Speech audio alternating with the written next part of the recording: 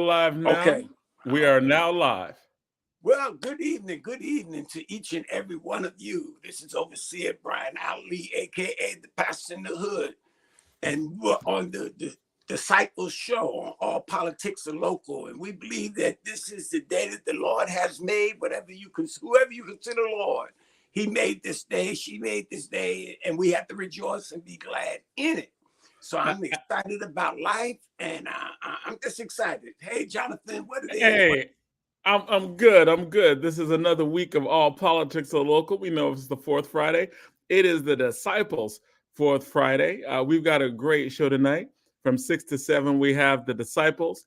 Pastor Ali is here. Hopefully, Reverend Louise Roundtree will be jumping on as well. We at 7 o'clock. We have a really good show tonight. At 7 o'clock, we have on from the Institute for Social Justice.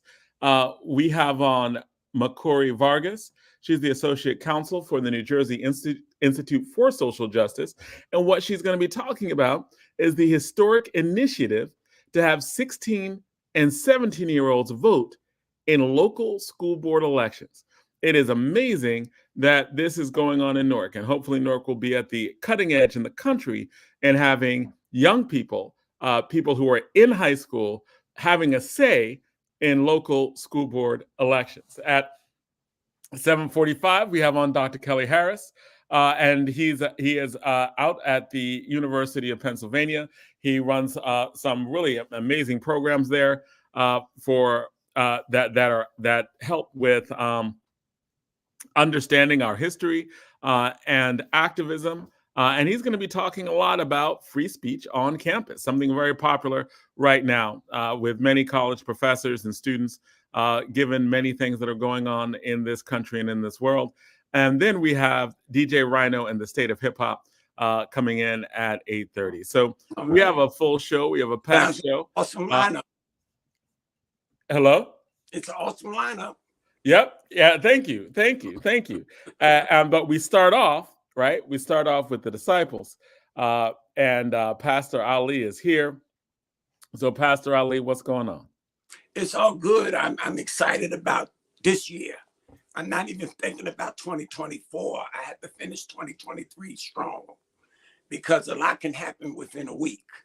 So many people, a lot of times, look forward to something that's not guaranteed instead of dealing with what's guaranteed, and that is life that you're living now. So I'm excited about the life that I'm living now, and I want to finish this year strong. I believe that many blessings are headed my way and headed your way. If you just believe and just have the faith. Faith is the substance of things hoped for and the evidence of things not seen.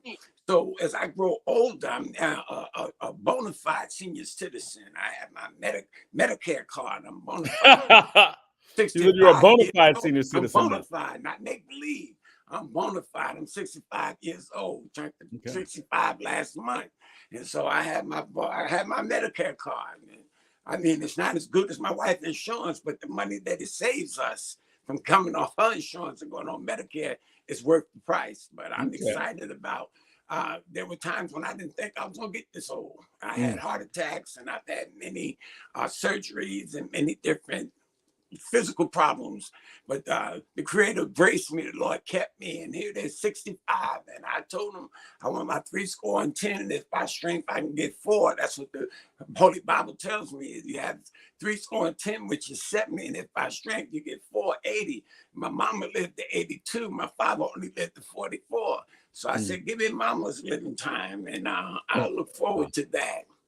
I look forward to it. So I'm excited just about life, in spite of what's going on, in spite of the conflicts that we have throughout the land between Israel and on the Gaza and Hamas and all these different things. And I get reports from both sides. I get the Jewish view and I get the Palestinian view, and everybody is sending me reports from both sides. But the fact of the matter is, as one lady said yesterday, so many innocent people are dying. And that's the sad thing. I know, I understand throughout life and throughout the Holy Book, there was conflicts. There have always been conflicts, but the worstest thing is when innocent people that have nothing to do with the conflict becomes what they call collateral damage. And I don't believe in collateral damage. I believe that's something that should not be. I don't believe in collateral damage. I'm not a proponent of collateral damage. I've Yeah, shared. it's just a euphemism for murder, right? Yeah. Like it's saying that it's murder that you should accept, right? Yeah, and I don't.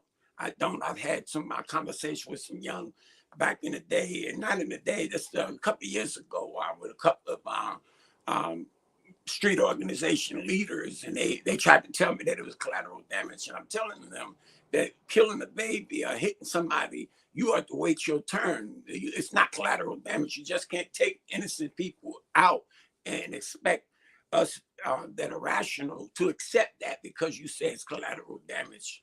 Now, as you said, that's another word for murder. And when we look around, a 13-year-old was shot yesterday, Thursday. I don't know the details, so I'm not discussing it, but still a 13-year-old shot. And now, as I go through the news and read online, another child, 12 years old, was found at his home, decaying. And he lived in a house of 12. He was the youngest of 12 children. And how does a house of 12 children allow the youngest one to decay? So we realize that in this land and in this time, we are in some evil days. And we realize that many people are hurting. Many people are up against the wall, and you have to have some type of strength. I'm telling you, I've survived 65 years, not because I'm that good, but it's because God has been that good to me. And there were seasons when I was hooked on drugs. There were seasons when I was strung out. There were seasons when I chased the cloud, I chased the pipe, but I got through it. I came out of it. And I'm not going to sit here and tell you there are not some things that bother me. I lost a son at 27. After he did 7 years in prison, he came home for 2 good years, but he had cancer. And I lost my mom. And then I lost my nephew in a car accident. Then he went home and he just expired.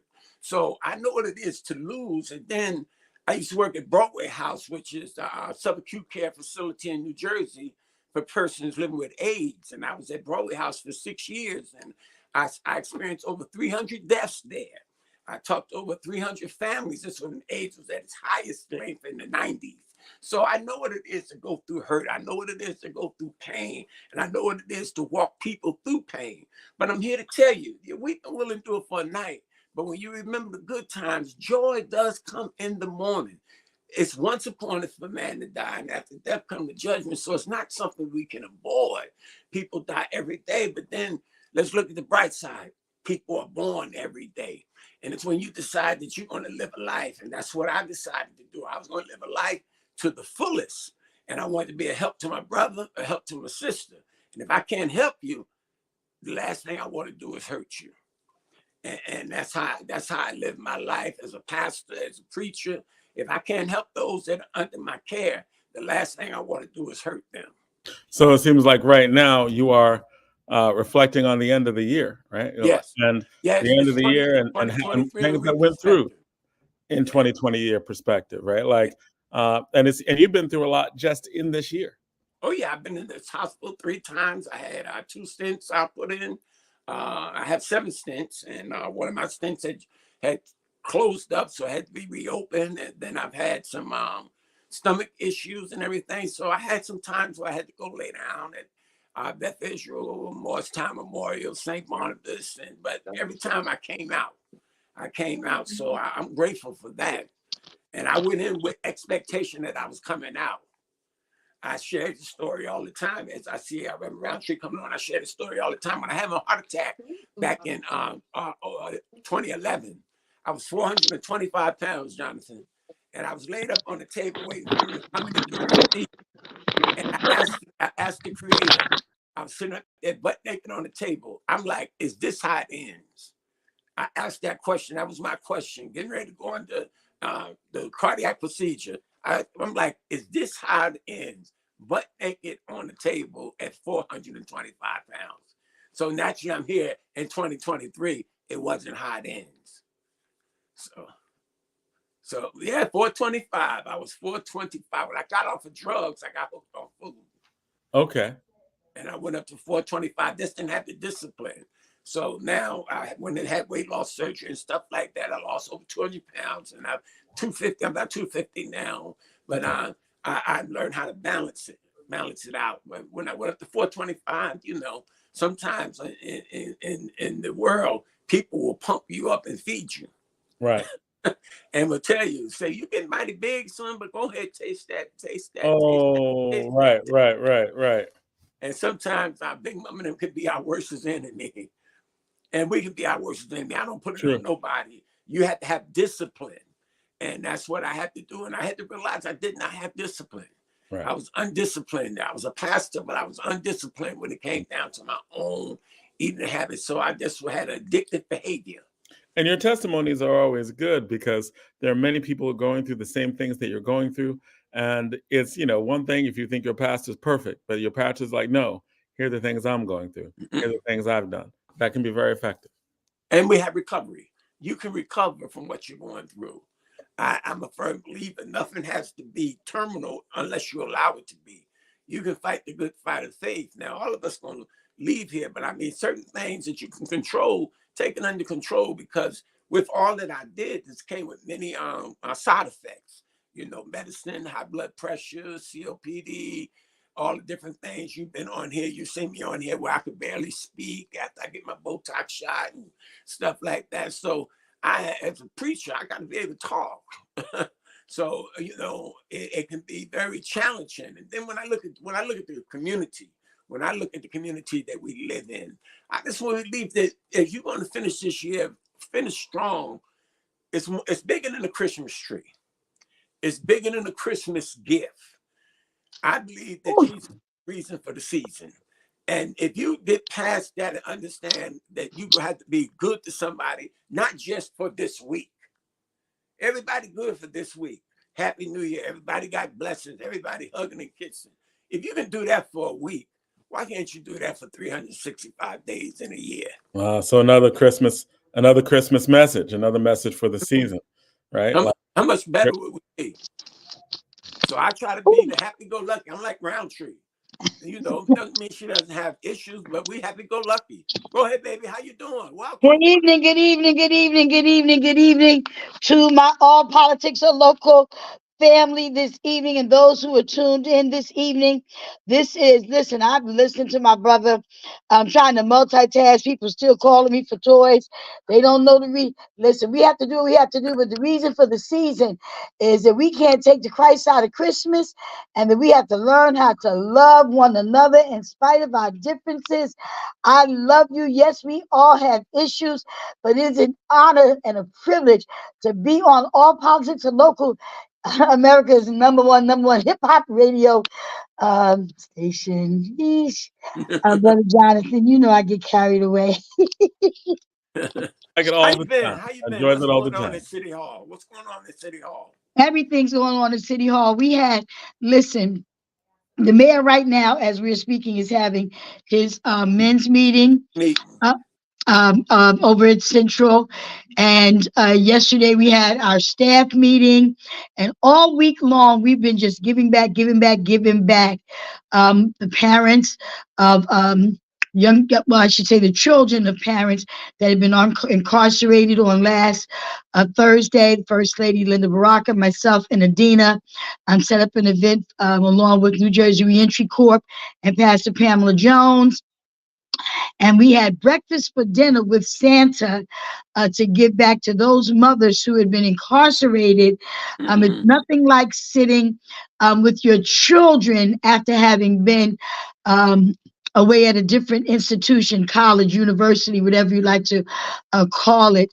But these families were so excited that somebody thought about them to do something special for them. And then, of course, on Tuesday of last week, we did a the prayer memorial we do, Pastor Ali. Right. For those that families. Listen, let me tell you something. Those people that have lost loved ones to violence need love too. And it's so unfortunate that a lot of times, and I've seen it. I know you've seen it, Pastor Ali. When we go to the hospital, when someone has if you have two victims, because I call them both victims, one was the perpetrator and one was the victim, but they both were shot. Most of the attention goes to the one they consider being shot by the perp, but the perpetrator has a family too, And so everyone deserves to be thought about on an equal basis, because the truth of the matter is, we read a book that says all have fallen short, all have fallen short. And a lot of our children might stray, not because they weren't shown the way. Maybe it's just that the attention was a little bit different. And so we pray for them differently. When you pray for sons, you pray differently. So during this season, not just people who've lost their loved ones to a heart attack or to a motor vehicle accident. I want to send out condolences while we're speaking to a brother that I have known for over 30 years. And the only reason I'm saying anything is because it's on social media. I don't know whether the family put anything out yet or not, but Brother Toy Muhammad. Oh, that tore me up. I just found out today. That Yeah, rocked my world. I called Pastor Singletary to mhm, confirm that it was Toy. And I remember yeah. on South Orange Avenue, directing traffic and just being a brother beloved. Maple Avenue. We used to live right across the hall from each other. My elevator was broke. I was living at 140 South Orange, Chancellor Avenue. My son was maybe about 4 months old. Elevator was broke, and he and I lived on the 5th floor, and we lived right across the hall from each other. Sometimes he would say, give me that baby. I carry him upstairs when the elevator was broke. Been through it all. And then everybody from all walks of life knew him. Not to mention that the Honorable Minister is probably just as devastated, because when he came into town, of course, Brother Toy, was part of the security detail. So what a loss, of a good brother, When I get out my car, he would say, Queen, you all right? Make sure that you're all right. If he saw me pull up somewhere, if he was looking through the window, he'd come outside.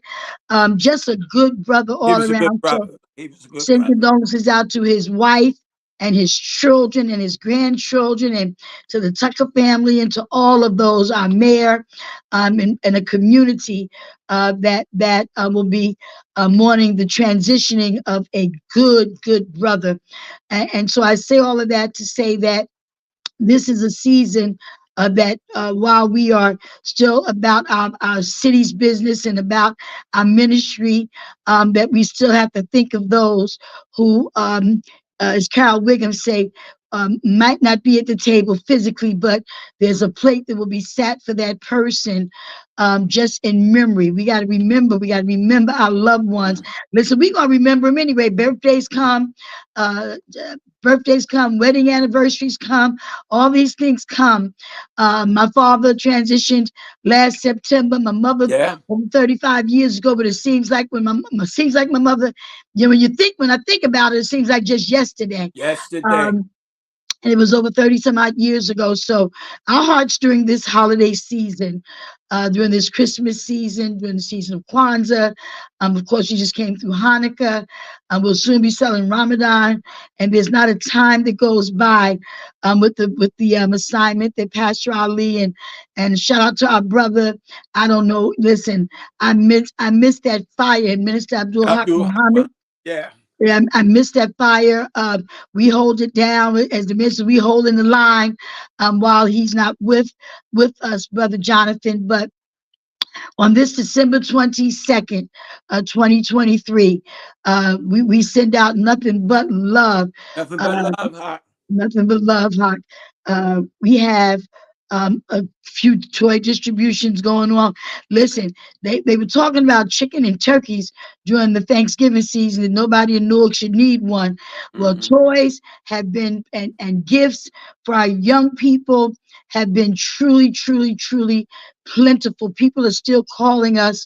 We'll be down at Pennington Court tomorrow with the firemen, myself, Pastor Michael, Councilman Michael Silva.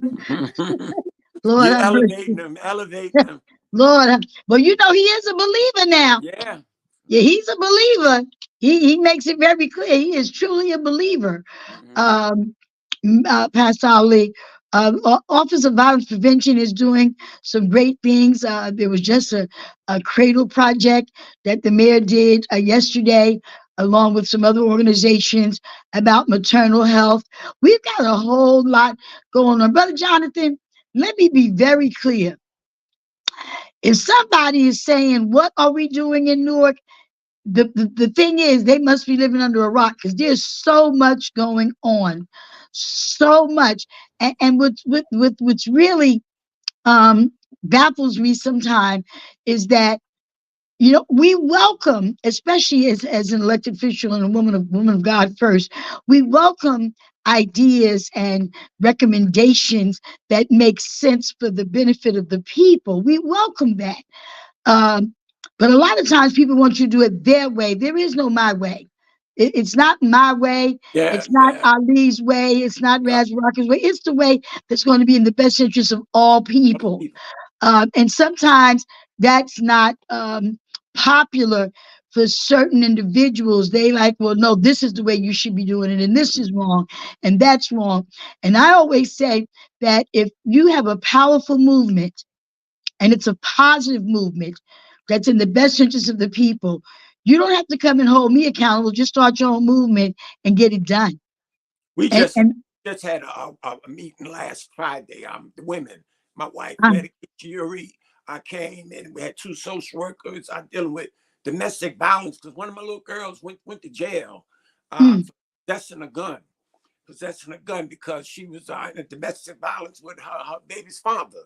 And he told it and they pulled her over and she was carrying and they locked her up and all that. So we realized that women in the ministry, women that they go to worship, whoever they worship, many of them are abused and many of them are going through domestic violence. And I mean, if it's physical, it could be emotional, it could be mentally, it could be financially, whatever it is. But they came together. I wasn't there because it was women only, but my wife and them carried it through. It was a closed door meeting. They like to froze in there, but they did what they had to do. And I think it was very helpful for them, even though it was about the young lady who started it. She wasn't there, but we had some other women and Keisha and two of our members that are social workers. They did a good job. They did a good job giving out information and they're sharing now because one they have been through stuff also. So it was amazing what they did together. And it was about 11 women that came together. And so it was powerful. I hear also that we're going to be talking in our next segment about something else that's going on in City Hall and another initiative, and that's getting 16 and 17-year-olds the right to vote. I know that's coming up. There's a hearing on January 10th, and they're going to be voting on that January 10th. But I think that's like in something that actually could lead the nation in getting more people involved in these elections. And especially if you're talking about kids, 16, 17 years old, getting them to have a say in the institution that actually affects them. Of course. Why can't they vote on subject and different initiatives that affect them? Right. Why can't they have a hearsay in that? Yeah, and the people who are supposed to be leading it, right? Like, so I think that it's one of those areas where Newark is actually ahead of most of the rest of the country in talking about this. Councilwoman, are you back? yes, I'm back. Okay, cool. So, like, yeah, if you want to say a few words about that, that's going to be a part of our next segment. Well, she just jumped out, but when she comes back, but you're saying that you've been working on, you're working a lot of stuff right now in terms of with your constituents and coming in this end of the year. So, continue. Tell me what's going on. I believe I'm trying to do with I'm the back. balance piece. So The balance piece is so I still keep messing around with my phone because I love doing this on my computer. Right. Okay. So balance is I just love doing this on my balance. computer because I look so much better and everything is just so. Well, I know if Lady Belina is on here, but it looks so much better when I'm on my computer. I look good, the room looks good, everything looks good. But messing around with my phone, it's a whole nother story. But yes, I am in full support of our beloved ordinance that we have put through for our 16 and 17-year-olds. The truth of the matter is, I heard Larry Ham when he gave his testimony and spoke up. You know, The truth is, most of the movements that I've seen were by the young people. My whole thing was just making sure they're also educated. I think the worst thing that could have happened was to take civics out of school. I Right. mean, it's one thing to want them to vote. Yes, that is going to be monumental. It is wonderful, phenomenal. We're going to make it happen. But alongside of that, we have to make sure we're educating. Some are already educated. Those are the educated, like a Josie's granddaughter, Kristen, who used to be downtown. Israel, all of these young people that used to, as you remember, Ali, not long ago, they were doing sit-ins, just not Yeah, even 10 years ago. They were shutting it down because they wanted their voice to be heard. So let's give them, let's hear their voices, but also civically engage them to understand the process. Now, this is only for school board elections at this point. right, Right. right. But just to have them involved, just to have, I mean, when you look at the numbers, the elders, they come out and vote for the mayor and the president. But school boards, if grandmama ain't got nobody in school, it's not even a priority to worry about it. And when you go to the churches, of course, or the houses of worship, and you explain to them and introduce them to the,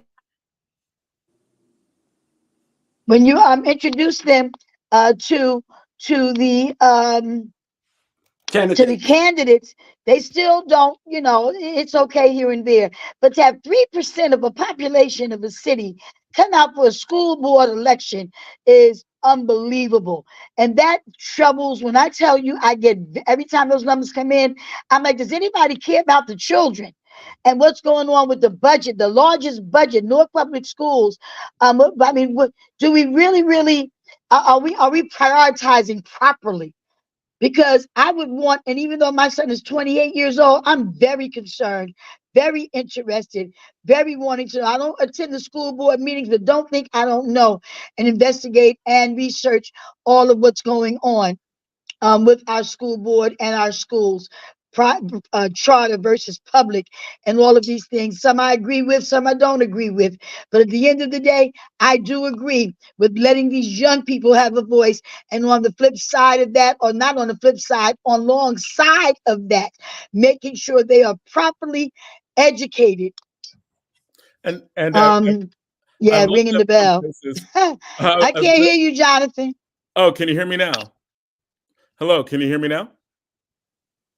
Okay, what Pastor happened Lee, to can the you hear me? sound? Did y'all hear me? We hear you. We We hear hear you. you. Can you hear me? I can't hear either one of you. Mm, Pastor Lee, can you hear me? I hear you, Jonathan. Okay, so yeah, I think it might be I think it was with you, Reverend Roundtree. Can't hear you. Okay, Yeah, so it may be your Wi-Fi, baby, yeah, try going out and Okay, then let coming me back try in. this. I might have to leave and come back. because Okay. you did switch phone from your phone to the computer. Fair enough. All right. So here are the states. Here are states, or at least cities, that have lowered the voting age to 16. We have Brattleboro, Vermont, that's lowered it in all elections. Greenbelt, Maryland, that's lowered it in all elections. Mm. Hyattsville, Maryland, that's lowered it in all elections. Oakland, California, has only lowered it in school board elections. Riverdale, Maryland, has lowered it in all elections. Tacoma Park has lowered it in all elections. And Glen Garden, Maryland, lowered the voting age to 16 in 2016, but raised it again a little over a year later, right? So there are still, and there's a bill in the House of Representatives to lower all voting age to 16 in all federal elections. So it seems like Newark is at the beginning of an actual movement that deals with voting and elections. So we're going to talk about that much more extensively in our next segment, but we're glad that we're able to start it in this segment because it's being voted on by the city council And it's on very January important. 18th. It's very important. I believe if our 17-year-olds can go fight a war, they should be able to vote. Right, right, and if they can be tried as an adult, right, like Yeah, from because 12 because on up, 13 on up, can be right tried because as an adult.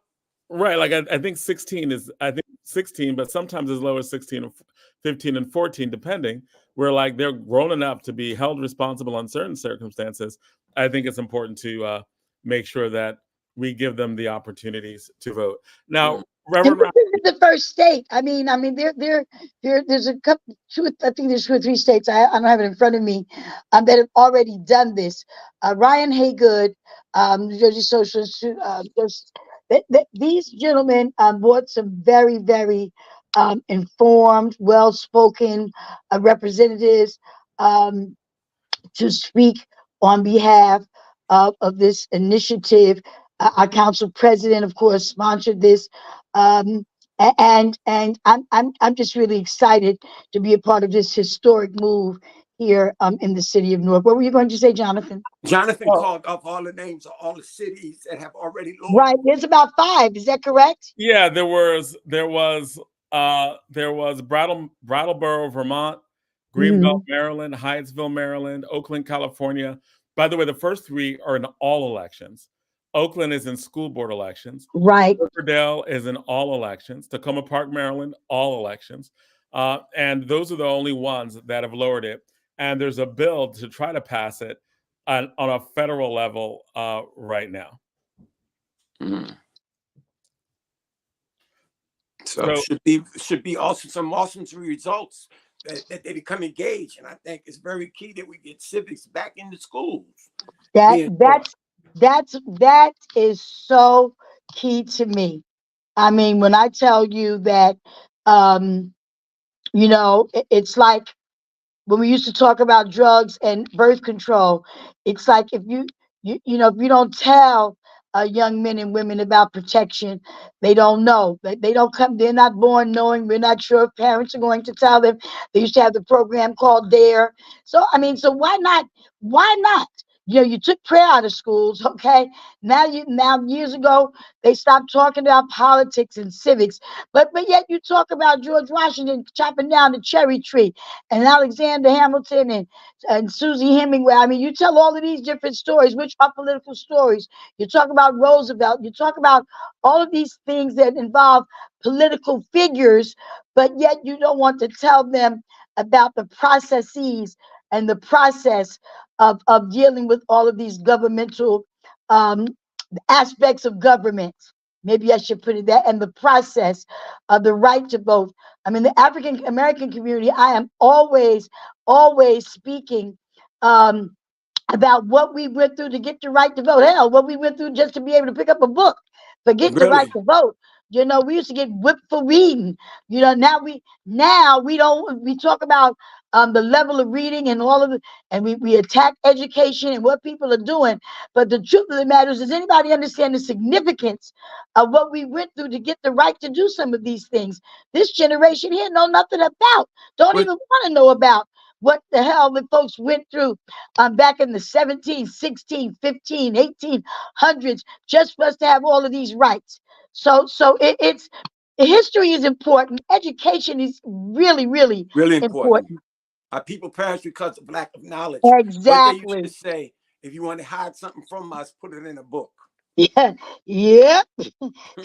Wait a minute. And now, what's really crazy, Dr. Ali, uh, while we hiding stuff in the book, they got they have computers and technology and all of these things that they're coming up with. I told somebody the other day, I said, listen, you worried about that there's gonna come a time when will you be able to go to the poll?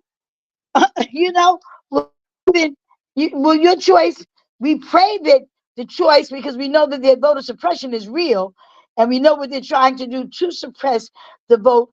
But restaurants and stores and places are closing. The marketplace now is between Amazon and what's the other site, Prime, and all of Mhm. the places have. Oh my Lord. Listen, we better get all the education we can to be aware of what's going on in Washington and throughout this world. If people think what's going on in Israel has nothing to do with elections and votes and who's sitting in high places, and what better place to start than on the local level with our children being a part of the process? That Mm. is so important, Brother Jonathan. I'm telling you, if we don't let them know how important it is, now, God knows, as Pastor Ali says, people perish for the lack of knowledge. And we have got to get our children to be, you're just as excited about something as the person in front of you. If you got somebody dead in front of you that don't seem like they want to be, they're not excited about what they're talking to you about, and that They don't think that you should be as interested. That draws, it's contagious. It's like, wait a minute, this seems kind of interesting because look at how excited that person is. But if you're not excited about it, and our young people, they don't see the excitement in us about voting. We just don't do it. We don't. And Yeah. when Well, I think we have to restore joy in the house. Right. absolutely, I think the joy in the house has diminished. So I mean, they just smart absolutely. TV out. You know, you got like 6 dynamics. You know, we used to call it cable, but now it's a smart TV. But I think when I look at young people, and even those that are, you know, they're joyless. Mm. And when I can find a young person Absolutely, that has real absolutely. joy, I love on them. I try to encourage them because it seems like if the household has been full, if it's a single parent household and everything, it seems like our young people are joyless, you know, and the world, as we said, it's joy I have, the world didn't give it and the world can't take it away. Well, the world have taken away a lot of their joy because all they do is sit online, and if all they're going to do is Snapchat and whatever's up on there and do the TikTok, TikTok, the whole world. Well, if they think life is 30 seconds and then it's over and you go to the next thing, you never build a base that way. That's why we still got to educate our children. Our graduation rates are crazy. When they get out here, they can't pass tests. They can't do this. They can't do that. They're going to colleges and not qualified. Young men and young women are athletes, but they don't have the grades, so they have to sit a year, or they have to go to junior college for 2 years. So here it is. They was all state in high school. But then they go to junior college and they don't even really know how to spell the name backwards. And that's really sad because, and I can truly attest to that firsthand, Brother Jonathan. My son was in high school before he transferred to Eastside. He was in another school. He was drafted. They scouted him for Eastside to play basketball. Then he transferred into a suburban school, and then I took him out and put him back in Eastside because they were not watching his grades. And he was playing football and basketball. That means all year round he was engaged in some sport. And I got his grades after the first semester, and I was like, well, first quarter, and I went in and I spoke to the guidance counselor. I said, do you see these grades? I said, how is it that you tell me that he's studying and that he's, they have a study period in between practices, but these are his grades? I says, he can't play football. He can't do both. Right. Got to be one or the other. And the coach saw him in the hallway and said, what is wrong with your mother? She needs to stay out of this. And I took him straight out the school. I said, I need to stay out of this? Wow. She says, your skills are too good for you. And I took him straight. I went there and transferred him in the middle of the school year. Did you grab him by the ear? I didn't have to grab him. I almost grabbed the coach by the ear. It wasn't LeVar that said it. Right, exactly. There was this, I don't want to call him, he wasn't black, and he was a great coach, but not great enough because his focus was on the skill set, but not the education set. Right, you can't, and I was like, like LeVar was so good in sports. I mean, he was so good that when he was getting ready to go to college, that while everybody else was trying out, the coach looked at his game and said, you know what? You just come on and play. I mean, while everybody else had to try out to get on the team, right, they knew his game. And sometimes I just believe our young people, we don't do them justice by education. When Street Doctor, God rest his soul, used to go in the schools on the tours with the mayor, we could give them all aspects of the do's, the don'ts, the good, the bad. But then after you give it to them and you leave, do you come back to see did they learn anything from what you said? Are we consistent with it? Even with this civics piece, there really had to be a civics component.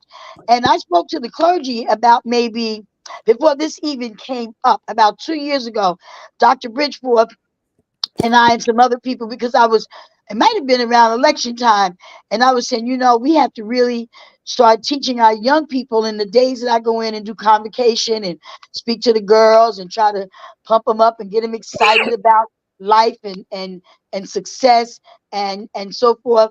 I said, you know what, maybe we should use that time to have a component for civics. This was before this even came up from New Jersey Institute of Social Justice. So Ali, that's really going to be our responsibility to make sure we can't put that on. We have to educate them through the church. I educate Yes. them. I just want to give a plug to something that I've been working on for the district.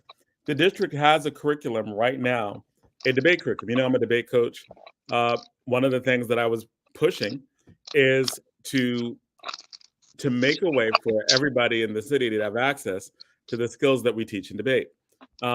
And we teach kids in debate to think critically, to make leadership skills, like leadership. Right. And a lot of that stuff happens. Like a lot of the kids who, and again, a lot of people accuse me of putting kids up to protest, et cetera. And I didn't, right? I taught them debate. I'm a debate coach, taught them debate. They use those skills. And they use the skills. They left it. Some of them left the debate team. They were no longer on the debate team. And they went out and they did series of community activism, right? Like Tanisha Brown, Kristen, Tokonowick, or Chris Tokonowick. Then there's, there are a lot of Thais, Marquez, Jason. A lot of the kids who were involved in those various movements, they were debaters, even in other schools. And they utilized a lot of the skills that they had to push for their voices to be heard, right? And so that part of the strength of having, like every high school in the city of Newark has access to a debate curriculum, and they can be trained in the debate curriculum, and they can teach it, and it's even for grade 9, right? And I think that that can be a part of any type of civics initiative because it's already in place. I think it's an excellent curriculum because it's based on how I teach debate. And I think that's awesome. Yeah, but watch this. While that's a great foundation for the curriculum, who's before these individuals, these young people talking about civics should be educated. So when you do it, when there's a debate or a debate team and there's a particular topic, then those individuals that are debating have to be well versed on that particular topic. Right. Okay, so I'm not going to bring, like, if I want to have an activism topic, I would bring Baba Zaid, Pastor Ali, Raz Baraka, Amir Raz Baraka. If I want a historic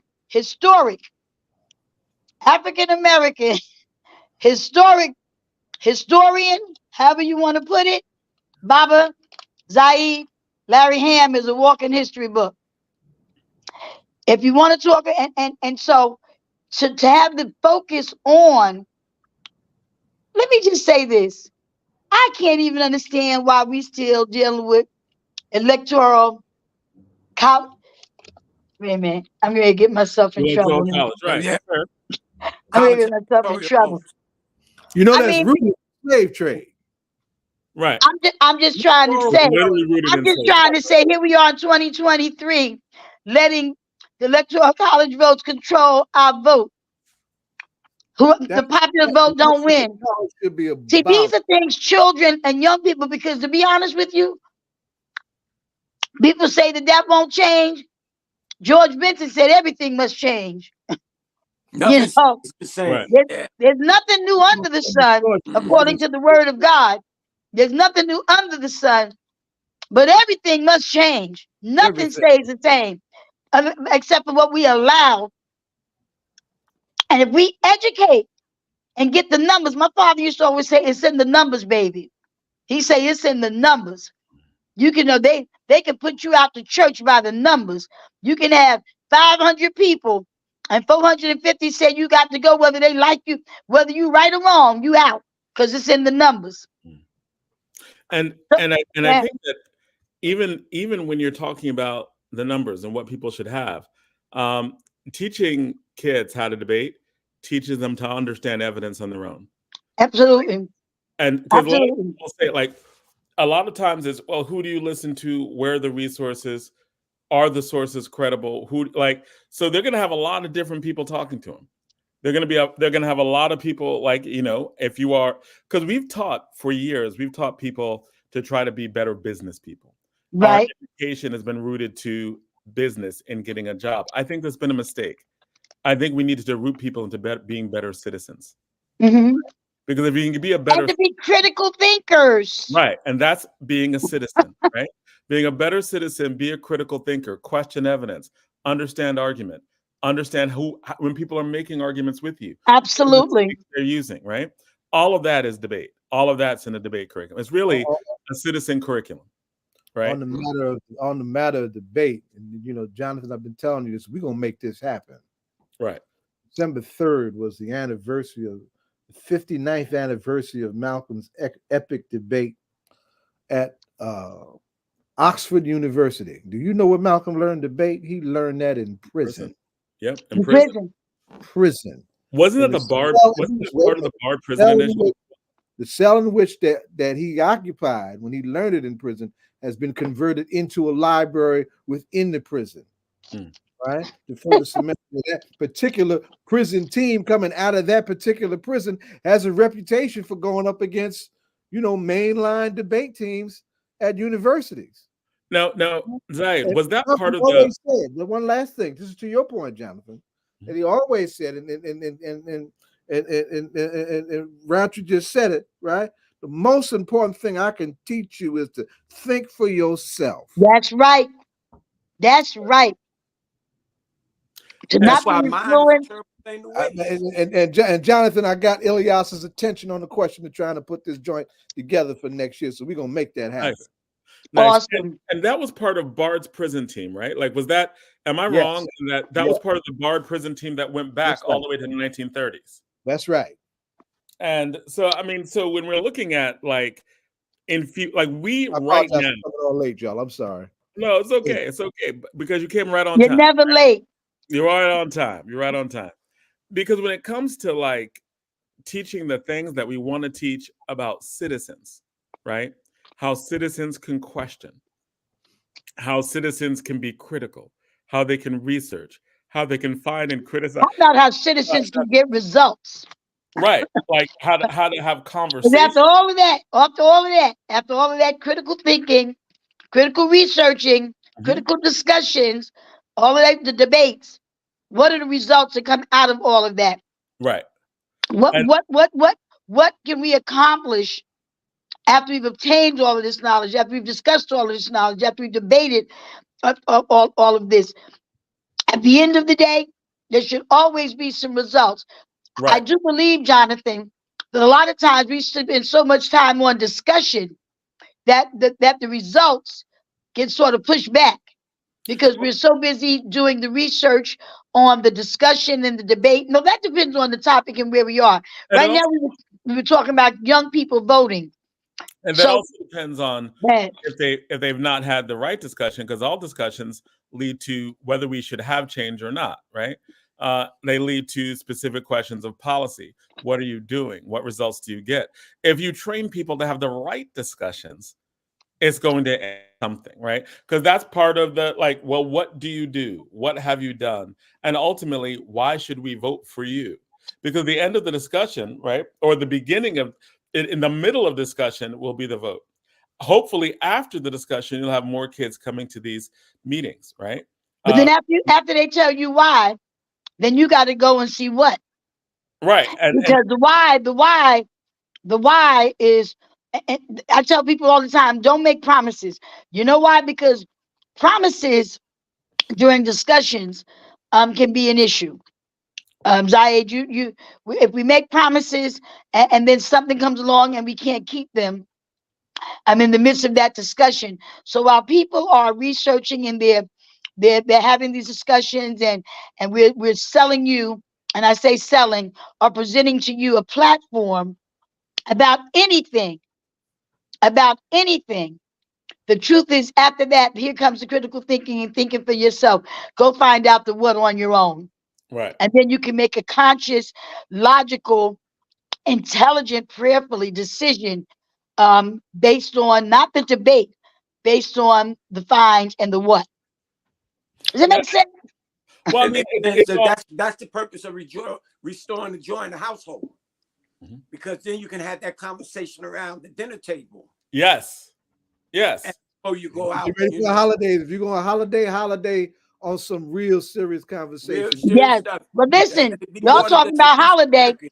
These phones right here, these devices we are on, have taken the communication from around the table. Now, thanks be to God, I see families coming together. Put them goddamn phones down. Yeah, I told you Al Sharpton was out to dinner with his daughters, and he was sitting right across the street from him. And I don't know if it was Ashley or Dominique texted him and said, "So what you gonna order for dinner?" Now watch this. They sitting at the at the table in the restaurant. Right there. And he said, "I'm sitting here right across from you. You asking me what I'm gonna order for dinner on the phone because they're accustomed." He looked over, he said, "I'm sitting right here. You texted me, said, what you gonna order for dinner?" This is the way these young people are. Pastor Rawls, Booby Rawls said to me about 10 years ago, he said the hardest thing to do now to get the young people's attention in the church, he said, is because they got the whole world on the device in their hand. So why should they be paying attention to you when the world is in their hands? So that's why a lot of the young people that are preaching and that are speaking from pulpits now, and Lester Taylor put it the best. Pastor Ali had members that have been with him disciples that have been with him the whole time he's been pastoring. They look like him. Dr. Blackwell, 30 years. They look like him, the elders. So if everybody comes in a suit and tie every single Sunday, how are you going to draw to have a discussion with someone who doesn't have a suit and tie? They just want to walk in with a hoodie and some Timbs on, or some boots, or whatever the new style is these days. So in order to reach, and this is about reaching to have a discussion, the devices that they have now have captivated the attention of our young people. Pastor Ali, you remember when they used to walk around and take your gum out your mouth? Yeah. Put it in the tissue. They need to walk around and take these phones when they want the attention of our young people. Well, sometimes I know Bishop Carlton, Randy had made them all put all the phones in the basket, pick them up at the end. Yeah, I'm with that. I know if I was in the classroom, you would. Yeah, that's an and issue. that's where you get back to the dinner table, because the parents have to control that. They paying for the phones. That's right. And they ain't cheap either. Right, and that's a big deal in school too. Like, even to the point of everyone has Chromebooks, but I'm like, when you're taking notes in the class, close the Chromebooks, take notes in your notebook, right? Because every study that's been done says that you focus more if you're actually writing down the notes. Absolutely, and you obtain more because you've had to absorb on a different level. You're processing it. You're processing it as you write it. You're processing it as you hear it. I remember, Lord have mercy, in biology class, I needed a notebook, a tape recorder, and 10 pencils. Zaid, brother Baba. But yeah, this is an awesome conversation. When you're on a program called All Politics Are Local, and you have someone named Jonathan Alston that has created curriculum for debates and for our young people, which I think is phenomenal. I would like to see us try to. We're putting together a committee for the civics curriculum or education, just to start the conversation. Okay. But in reference to and that's on the faith base, because we have some faith-based leaders that are bivocational. They don't just talk from the pulpit, they are already educators. You have Pastor Lauren Monroe, who is a social worker at University High School. You got Dr. Bridgeforth, which was a council person. She's a pastor, and she's a lifelong employee at Essex County College.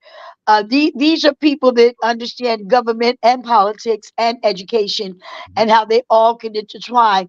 So if you're going to talk to somebody about civics, You might handle the debate curriculum and how that looks, but it should be someone maybe that served in government that has worked alongside of community and education to see how you can tie that all together, because it is a package.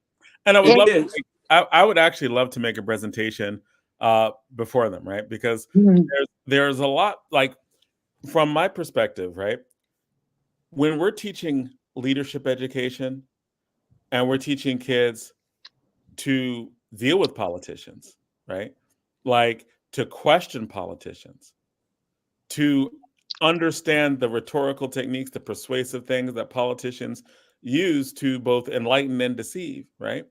Um, if we're trying to teach kids real empowerment, then I think the root of democratic education, like what's missing in with adults and kids, is, and even with teachers, right? Teachers even knowing or understanding how to teach this, is about argument and evidence. Because ultimately we got to make decisions, right? Now, yes, is it important to understand what the mayor does and the function of the mayor? Is it important to understand? I believe that's first and foremost, Jonathan. I think that you can't even have a discussion about, a medical doctor without knowing what his specialty is, whether it's oncology, whether it's medicine, whether it's, so yes, I think that goes hand in hand. I don't want anybody talking to me about a mayor's position, and I don't know what the mayor's position is and what the actual, it's almost like people used to say to me now, they say, you worked in the mayor's office, but now you're a legislator. There's a difference. Well, there might be a difference based on the description of the title of a council person, but there's also community that's a part of that. So understanding the position and being educated on what the description of that position is very key, because while you're telling young people what they do, they also can visualize and say, you know what, that's not what that person is doing, or I don't see that, or so yes, I think it is, what you're saying, I agree with you. I'm not disagreeing with you, but I'm saying that it goes hand in hand with being educated on, yes, I don't want to play down that a person should not know what the mayor's um uh, responsibilities are in I that agree. position. And I don't use politician loosely, because the truth is we are serving the public, and it's so unfortunate that word politician was formed long before you, I, and many of us were even thought about. But understanding that we serve the public no matter what position we were elected to on some level is so key. And I hear people all the time, they define us, or they define politicians. Oh yeah, you talk just like not me, but I hear people tell people they talk just like a politician. Well, what does a politician talk like? You know, what does that mean? Do you want your children, you, Pastor Ali, you talk just like a preacher? Well, what But, do but when they you say talk just like a person who's trying to push your curriculum for debates, because you want to make sure that debate curriculum is at the top of your agenda, for making sure that our young people have that as a basis and a foundation to have a not just be critical thinkers, but have an intelligent conversation pertaining to whatever that topic might be, that will affect the quality of life for our young people, for our elders, and it all ties in. Young people should never feel that because they had a debate and that they came up with as a critical thinker, that this is where the buck stops. The word declares they call the elders for their wisdom, and the young people because for their strength. But I often say, there's another saying, they call the elders because they know the way, and the young people to uphold those elders that are showing them the way. The truth is, there's some elders that don't know the way, Brother Baba Zaid. They're still trying to find their way. So while we're sitting here listening to those elders that don't know the way, trying to talk to some of our young people that's trying to find their way, some of us are leading the young Right, people elders. in the wrong way. Let me stop right there. Go I ahead, was Brother gonna, John. I was Gotta gonna get add. the right elders. What'd you say? Gotta What'd you get the say? right elders. Well, I mean, here's the thing that's the beautiful about what you're doing, right? James Baldwin said the paradox of education. One of my favorite essays was A Talk to Teachers by James Baldwin. One of the essays that got me into teaching, right? And to loosely paraphrase, because I don't have the quote in front of me, he says the paradox of education is that society wants people to think critically, right? Yes. People to think critically, but we also want them to be obedient. And if you teach them to think critically, they will overturn a lot of what we wanted and said, right? Was the standard status quo. So I love the potential unpredictability of this, because just because we think we know the decisions they should make, that's right, does not mean that is right. That's the right decision. Right. Because democracy only that's all means I'm saying. you thought about it, right? You thought about it, you considered it, you have the evidence, you did those things, and got to that particular conclusion that you came up with, right? Now, I know we reached the end of our segment. I know that Councilwoman, I know you will have some more to say. Oh right? no, boy, I'm so excited when I see Baba, because let me tell you something. And Pastor Ali, they've been on this activism battlefield. I used to sit back and watch a guy named Roger Smith when I was a very little girl on Springfield Avenue. I know you remember Roger Smith. Brother Baba, do you remember? I'm asking you, do you remember Roger Smith? Yes, Black Panther. Was he Black Panther? He was one. He belonged to one of those. A lot of work on housing. Huh? Yeah. Did a lot of hell raising on housing after he left the party. Yep.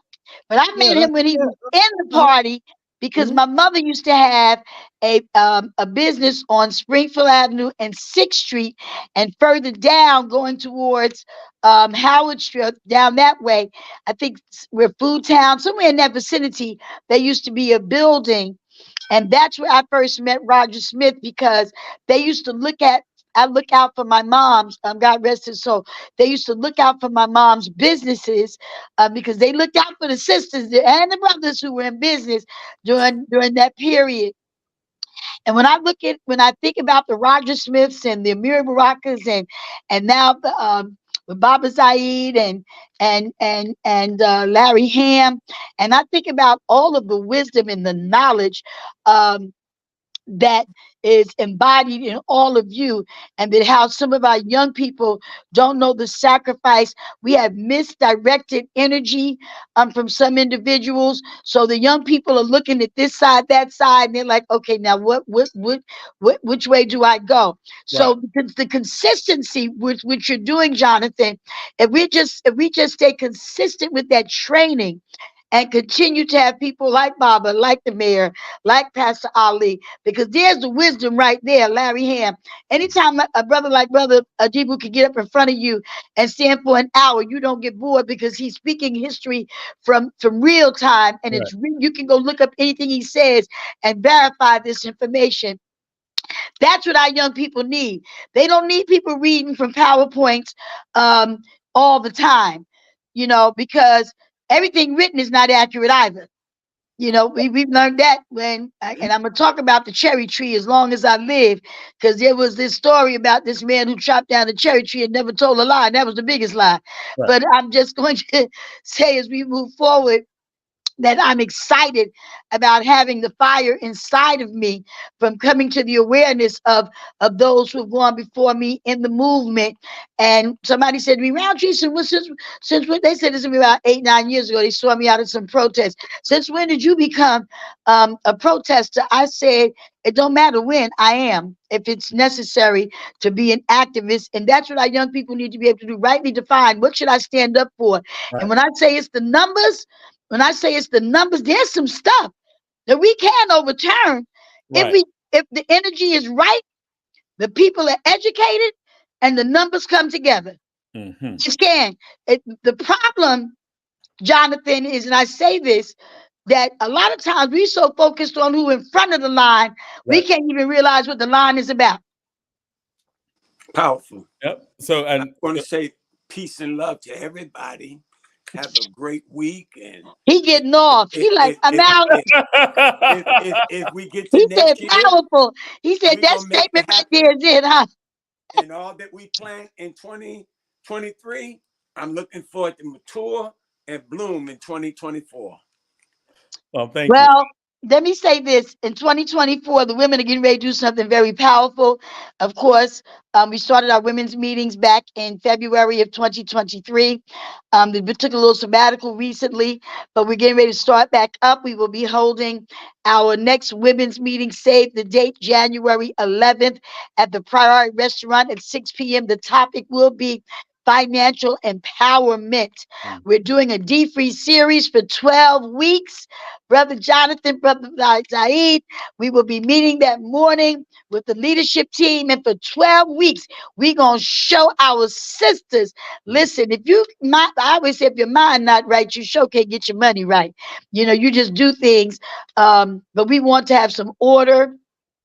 I believe that since I've seen the evidence of a debt-free congregation, debt-free individuals through this program that was founded 18 years ago by Dr. Buster Stories. Our First Lady Linda Baraka will be leading this initiative for the series. It will be going on for 12 weeks. But I'm inviting all of our women to join us on January 11th so they can hear more about it. Sign up. There's no cost for this 12-week series that we will be working with sisters to come and join us. January 11th, 2024, 6 p.m. at the Priority Restaurant. Oh, let me back up. On next Friday, if that's December 29th, there will be a pre-watch night prayer walk. Last year, we had our first one with Positive Community Magazine.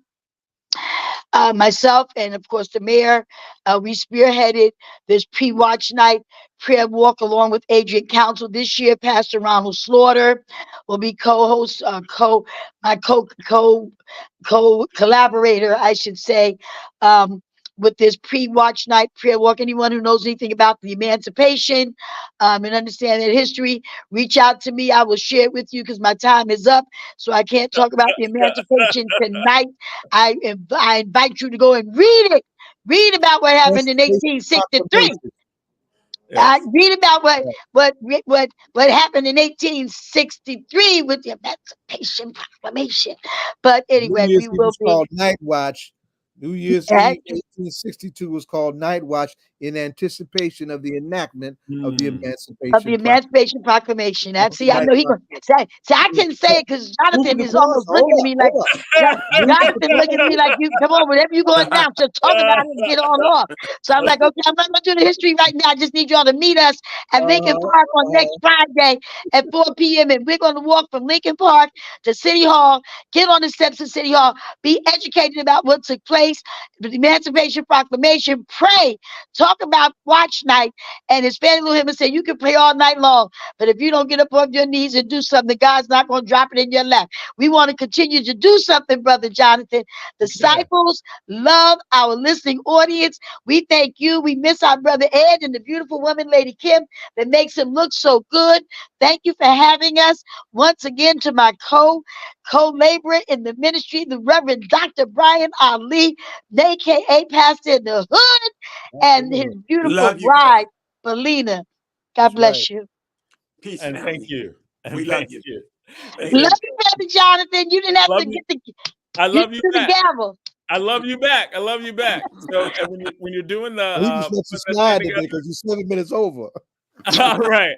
And when you're doing the education thing, think about me. I would love to make a presentation to the people who are doing the civics curriculum. I'm going to send you an email on Tuesday.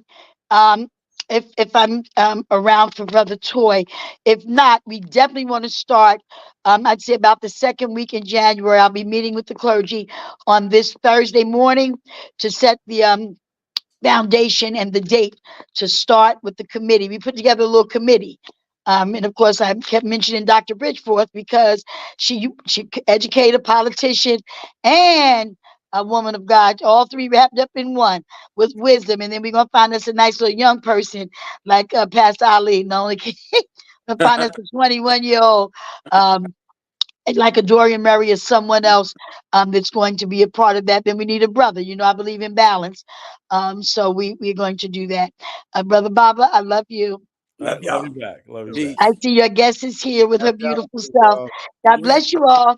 Everyone have a Later. happy holiday, happy New Take Year, happy Christmas, and happy Kwanzaa. And happy Kwanzaa. All Take right. care. Peace Peace. and love.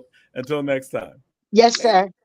Well, we've reached the end of that segment of All Politics Are Local, and it's going to transition well into our next segment of All Politics Are Local. And this next segment of Politics Are Local is part of what we talked about in the last segment of All Politics Are Local. We are honored to have today our guest, Micauri Vargas, who is the associate director of public outreach programs for the New Jersey Institute for Social Justice, and the initiative that she is working on, that the New Jersey Institute of Social Justice is working on, and also something that is supported by Councilwoman Louise Scott-Rountree, is getting 16-year-olds and 17-year-olds the right to vote in school board elections. And Newark would be on the forefront of this in the country, right? Like there are like 5 other cities who I believe are doing it right now. I think that right now, the places that have lowered their voting age to 16 are Brattleboro, Vermont, for all elections, Greenbelt, Maryland, for all elections, Hyattsville, Maryland, for all elections, Oakland, California, for school board elections, Riverdale Park in all elections, and Tacoma Park, Maryland, in all elections. So it seems like this has been really spearheaded in Maryland and in Oakland, California, right? And Vermont. It seems like these. Oh, Oakland, you know what Oakland mean to me. Right, exactly, right? Like very consistent with that. And it's very appropriate that Newark be on the cutting edge of this. So, Micauri Vargas, can you tell us more? Well, one, welcome to All Politics Are Local. Glad to have you here. And can you tell us about what the role, what is going on? Like, what is this initiative? And what is the role of the New Jersey Institute for Social Justice? Hi, everyone. It's nice to be with you all. It's my first time on the show. I am really excited to be here. So first, I just wanted to mention I'm not quite a director. I'm only an associate counsel at the New Jersey Institute, but I was the attorney responsible for doing a lot of this legal research that allowed us to start having these conversations in earnest with a lot of the municipalities, and we reached out to Newark first. And a lot of my work is focusing on voting rights, but in particular, a lot of the work I've been doing is with it's to help younger voters, Black and Brown voters in particular, to be enfranchised. Also, and you're right to touch on the other cities around the country that have already done this.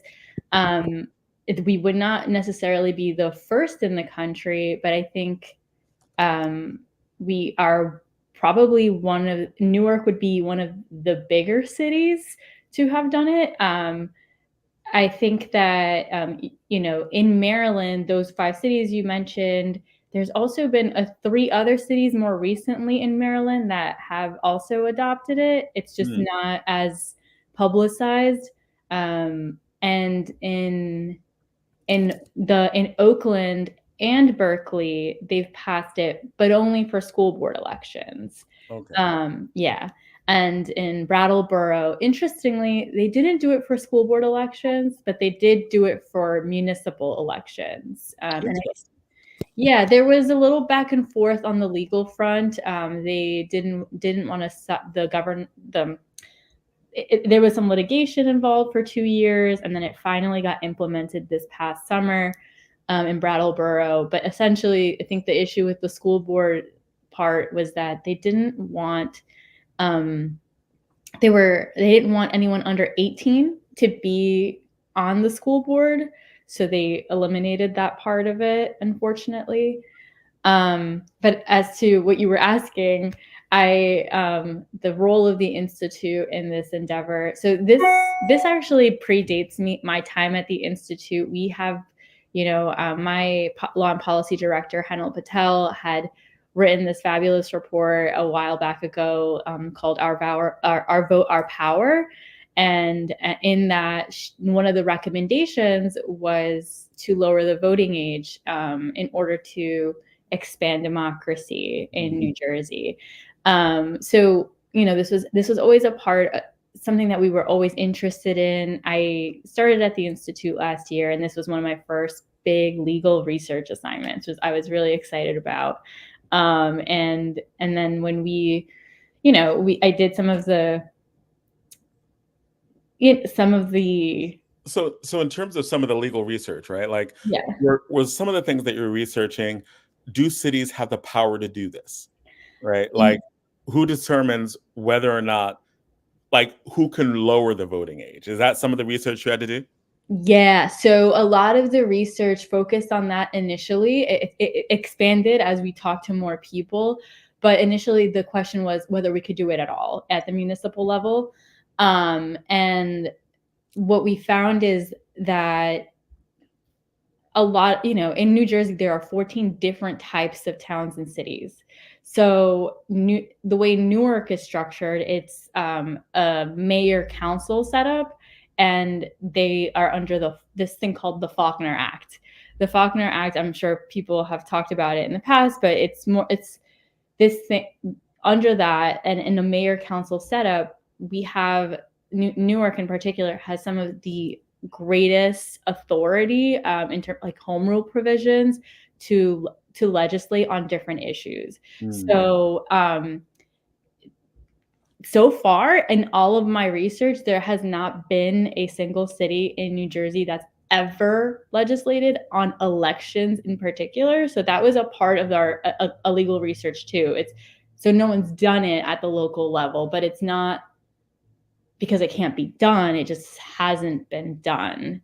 That's important, right? Like, that's because essentially you're doing groundbreaking research and something that will eventually be highly contested. So, for example, if Newark changed it so that it wasn't just for school board elections, but was for municipal elections, that could have statewide implications.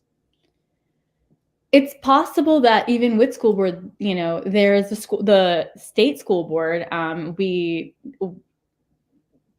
With the municipal elections, we think that it still falls under the same analysis, at least for Newark and cities situated like Newark. So a city like, in my research, what I've seen is like a city like Jersey City is also well situated for something like this. A city like New Brunswick is also well situated for something like this because they're all mayor council set up and have this kind of authority similar to. So it is possible that they could, it is unfortunately a harder sell, I think, than making, and it's something that we're still advocating for when we are approaching cities. It's just that It just hasn't, taken, a lot of people haven't taken that up as easily because there's a lot of, there are concerns at the county level, I think, about losing some of that control. I think just in general, like the way that elections work throughout New Jersey, the counties seem to have a lot of power in how things are decided. And Mayor said the same thing last week about the county's resistance to this. Yeah, but it potentially explodes any machine that you would have, right?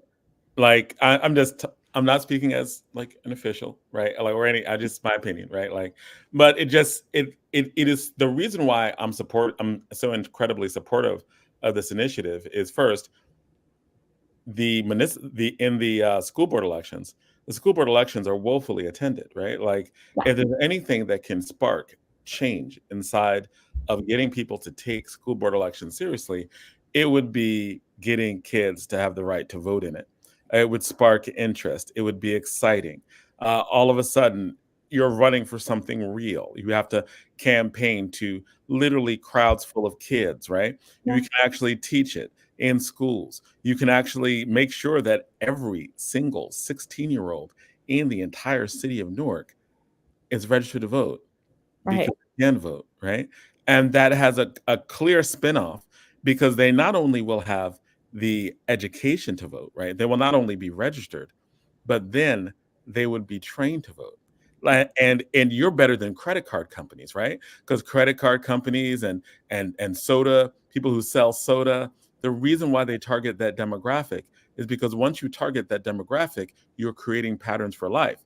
If you buy a Mac and you're 17 years old and you got a Mac, then you're going to have a Mac when you're 24, when you're 34, because it's branded in there. Is that part of the thinking of doing this at 16 years old?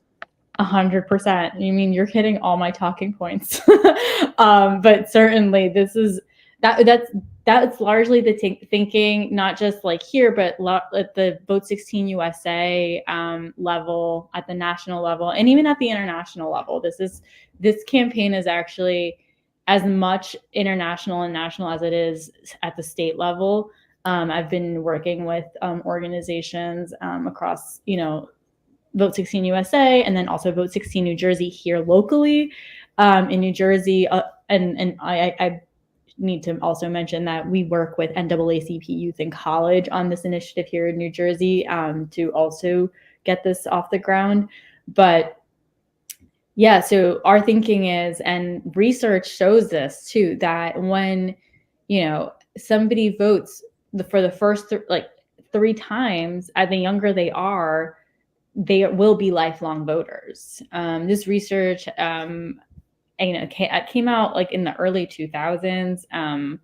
It's from some reputable political science papers, but basically it's just what you're saying, that the younger you are, and when you have, civics education is important, and it's very. I'm glad that in New Jersey we now have this this thing called the Laura Wooten's Law, where it mandates that middle school and high schoolers now have to have civics education, and it was just implemented for this year.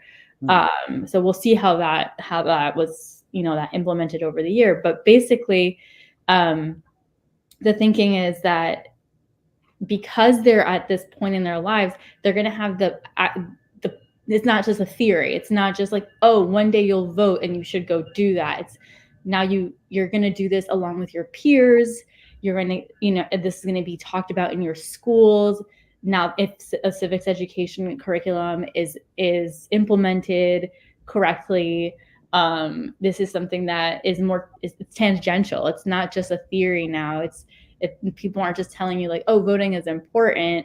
And then when you hit 18 and then your life kind of does start at that point. Like you either are going to college, you're starting your full-time job, or, so many things that it's a big transition age for young people. And it's really not top of mind. For instance, like, when you're in college, in your first semester and you have to go register to vote, right? Right. By this certain deadline in New Jersey that we have still. It's this arbitrary. Months before, right? Right. Not advertised. Exactly. So I'm at a party and all of a sudden I go to the party and I don't know the next day that the deadline has already passed because I was at a party or studying for something. Exactly. Right. I mean, truthfully, that actually happened to me when I was in college. So that's why I relate to that specific point, because I remember I also just didn't understand how registration worked. I'm originally from New York State. I was living in New York City at the time, and I was registered back home, and I didn't realize that I need to be registered by my college campus. Mm-hmm. So then I went down. I wanted to go vote for the first presidential election, and I mean, this is these are my political views, not the Institute's, but I was trying to vote for Barack Obama for the first time because that was the first time I could vote for him. And I went down and they were like, oh, there's a provisional ballot. Well, maybe this will work. And I just thought it was too difficult I was like, you know what? The Electoral College is a thing. So I'm just going to leave. I'm just not going to even bother. And it's New York State. He's going. Right. It's discouraging. So when you face all these barriers, and we think that like if we prepare people a little bit younger and give them that experience, that habit is going to form and they're going to be excited for future elections. And we think that starting with school boards in particular makes the most sense. And even municipal, because these are the issues that are affecting them every single day directly. That's actually where it started for me. Yeah. That's where it started for me. I went to high school in Roselle, and one of my best friend, his father at that time was the only African American city council person, and he had us out canvassing, you know, doing voter registration work. We were teenagers, you know. This is the late to mid 70s. You know, we were doing our thing, you know, and that's how I knew when to register and right.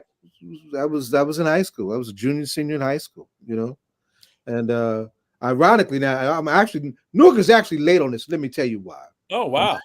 Well, no, real. Let me tell you, the well-spoken of Lawrence Ham enters the stage of history in 1971, 17 years old, appointed to the Newark City Council.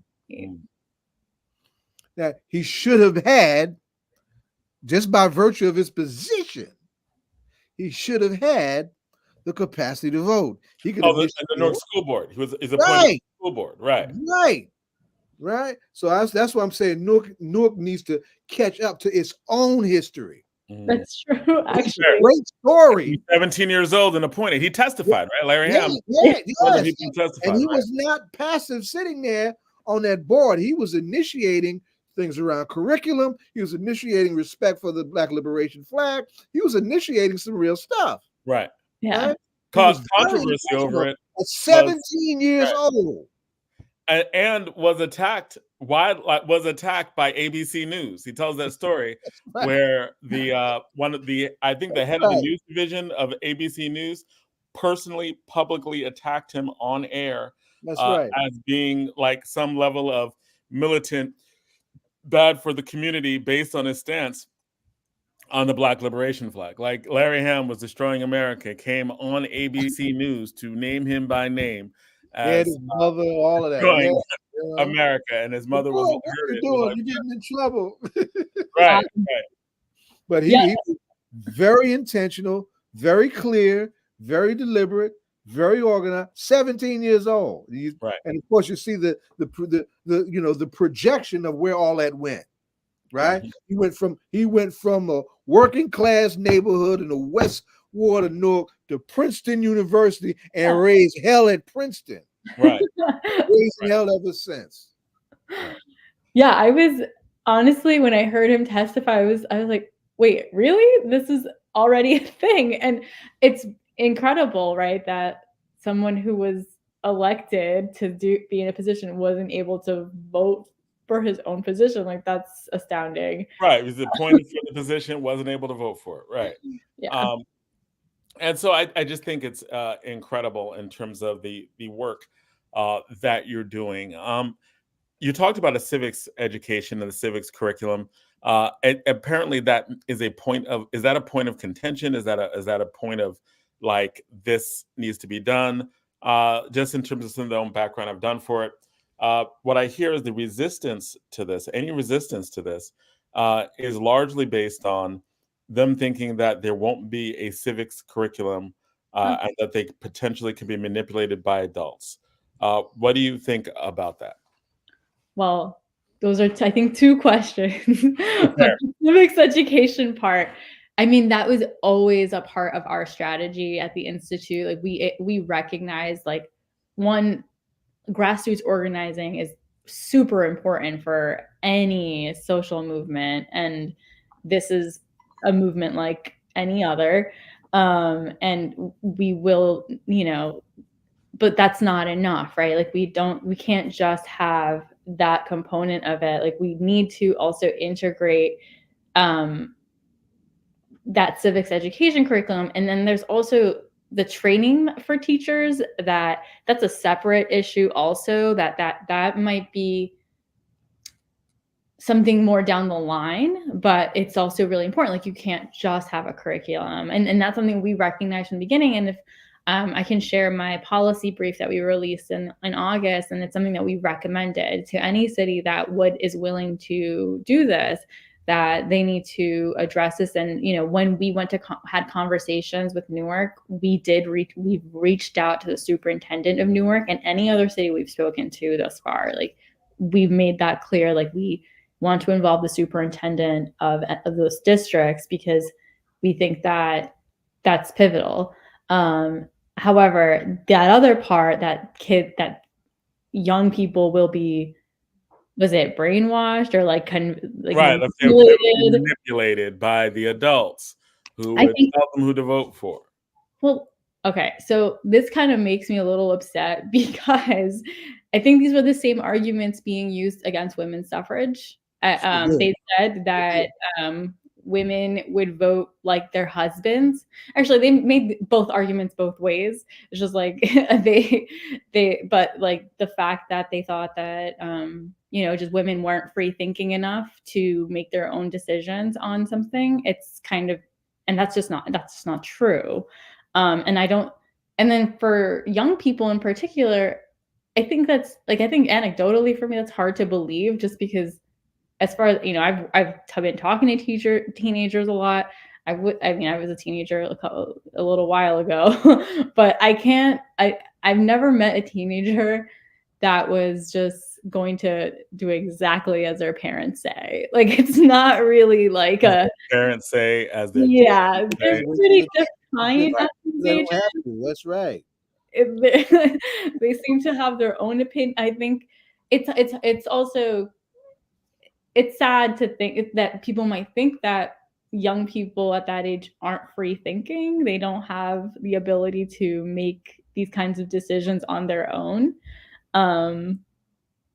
If you talk to a young person, you know that that's just not true. Right. The person who said that must never have worked with teenagers. And if they did, they can't ever work with teenagers. I coach teenagers, and as someone who coaches them, you can barely you have to convince them. Yes. Coaching, right? You're like, no, and often they have to lose some debates before they come around and be like, okay, you're right, right? They really have to believe in it themselves for them to be able to do it. Like, right. I debater after debater, I literally have to debate, drag down, so that they listen to me on coaching debate. And I'm pretty good at coaching debate. Like, I've been doing it for a number of years, won a number of awards for coaching debate. I've got to intellectually wrestle a kid to get him to listen to me about coaching debate. You know, because I'm like, if you're like, teenagers will do anything you tell them to do just because, that seems a little crazy. You don't know teenagers. You don't work with teenagers. They have no idea what's going on, right? Teach kids how to think critically, I think, is the most important thing.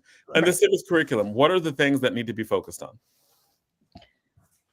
So in terms of, I think the fundamentals need to be covered. I think that, I know, you know, in a lot of American high schools, at least like the one I went to, I had US American history up until, like, it was nonstop until the 8th grade. However, I think that, like, a lot of it is lost on us because we don't even know how our governments work. Like, I think that's a part of it. We need to understand not just how our state level governments work, which is kind of a minefield, but also our more local municipal level governments work. Because even for someone like me who has had, I think, a lot of schooling, trying to understand the different cities in New Jersey and how they function, it was really complicated. So I think that this is something that needs to be synthesized, obviously, and like age appropriate for the high schoolers, but the fundamentals need to be covered first, and you need to make it make sense for them. Like, what is going to, like, what is your vote here going to directly impact? And I think that, you know, that should be the starting point. And then just eventually, like, just more about the history of voting and things like that. Like, I think it needs to be contextualized so they understand, like, why your vote matters and, like, it is so important. I think that, you know, I'm not a teacher.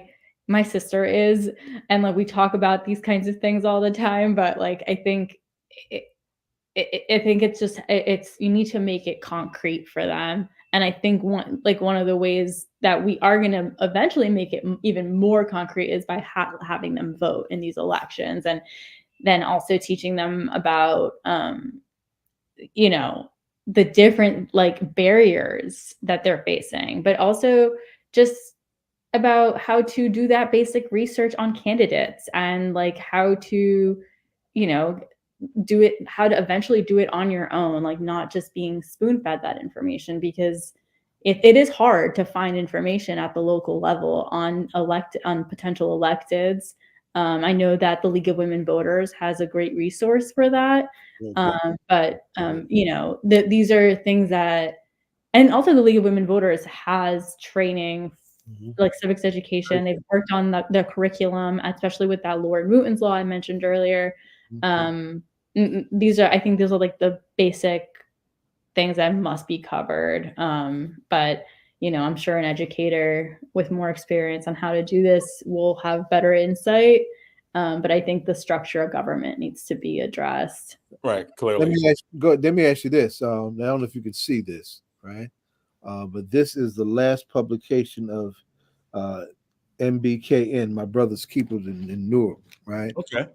Done by an excellent teacher who's no stranger to our airwaves, Mark Homosanis, who teaches at Lee Charter. The question I was going to ask you is what kind of engagement have you done already with young people in Newark? And if you haven't yet, that's a good place, I think, would be great for you to start. These kids are they're not just learning, they have a good teacher. They're also writing. They're publishing stuff of this quality, right? It's just, and they're really putting out some good work. So there's some fertile ground in a number of places within the school system, but one that's really right in front of us that would embrace that right away. Yeah. So clearly students are all ready. They're ready for this. I think that, I have started engaging students, not just in Newark, but more at the state level. But in Newark in particular, we've been doing I've gone to some classrooms. I went to North Star Academy not too long ago. One of our NAACP youth and college advisors works there. So we did a lesson for one of the students. I didn't necessarily do a lesson here in Newark, but also in Trenton, which is the city we are hoping might take this up soon. We did some workshops there and engaging some of the students there. We've had our NAACP youth in college. They're trying to start a youth council here in Newark, and they're getting a lot of their students ready. So we've been talking, actually just this week, we've had some meetings. We've been talking them through the process for actually, going down to City Hall and speaking on this issue when this all happens. And a lot of them are really excited. This is the thing. I think a lot of students that want to, like, there are students that just are more civically engaged and are ready. They're there already. They're wanting to do this now, and they've been wanting to do this. But then the other students in other high schools, like we're just starting to get that ball rolling, and that's where a lot of our other community partners are kind of come into play. From the institute perspective, we see a lot of our community partners as pivotal in this part of the next phase to start talking. We have students from the GEM project that are going to be participating. Police Accountability Project. Yeah. I'm proud of those kids. Let me give you a few more, right? The Maps of Freedom School out of the Maplewood South Orange school system. Okay. Right? This is a freedom school of teachers, parents, and students, right? To protect the rights of students, to be, they struggle around curriculum issues, particularly how history is taught and how their various cultural backgrounds are taught. And they've been a very strong vehicle for change and critical discussion in that community school system since they've been in inception. several years ago, right? I have a friend, the great Julius Williams, who's going to be 80 years young tomorrow, Wow. who started the Abbott Leadership Institute and its child, the Youth Media Symposium, right? Something that happens outside of school in a community context, but it's basically high school students, right? Right. Being trained in leadership, law, and media through the Abbott Institute at Rutgers Newark. And it's an excellent project that grew out of the fight for desegregating schools here in New Jersey, and unfortunately, New Jersey still remains one of the most segregated school systems in the state. Yeah. So there are places to go, baby. There are places to go with that. For sure. So I'm sorry, what was the name of the first organization from Maplewood, South Orange that you mentioned? Freedom School. Freedom School. MAPSO as in Maplewood, South Orange. MAPSO Freedom School. Got it. Okay, awesome. Yep, and I'm always doing a shameless plugging of teaching debate inside of the 9th grade. Newark actually has a curriculum that was written about debate and teaches people how to deal with evidence, how to make arguments, teaches teachers how to make arguments, how to understand when people are making arguments, how to deal with evidence. And there were a lot of kids who did debate and ended up in a lot of protest movements. People would usually blame me and say, hey, are you telling these kids to go out and protest? I'm like, no, I'm trying to get them to debate. And again, if you knew debaters and if you knew students, you can't get them to do the things that you want them to do.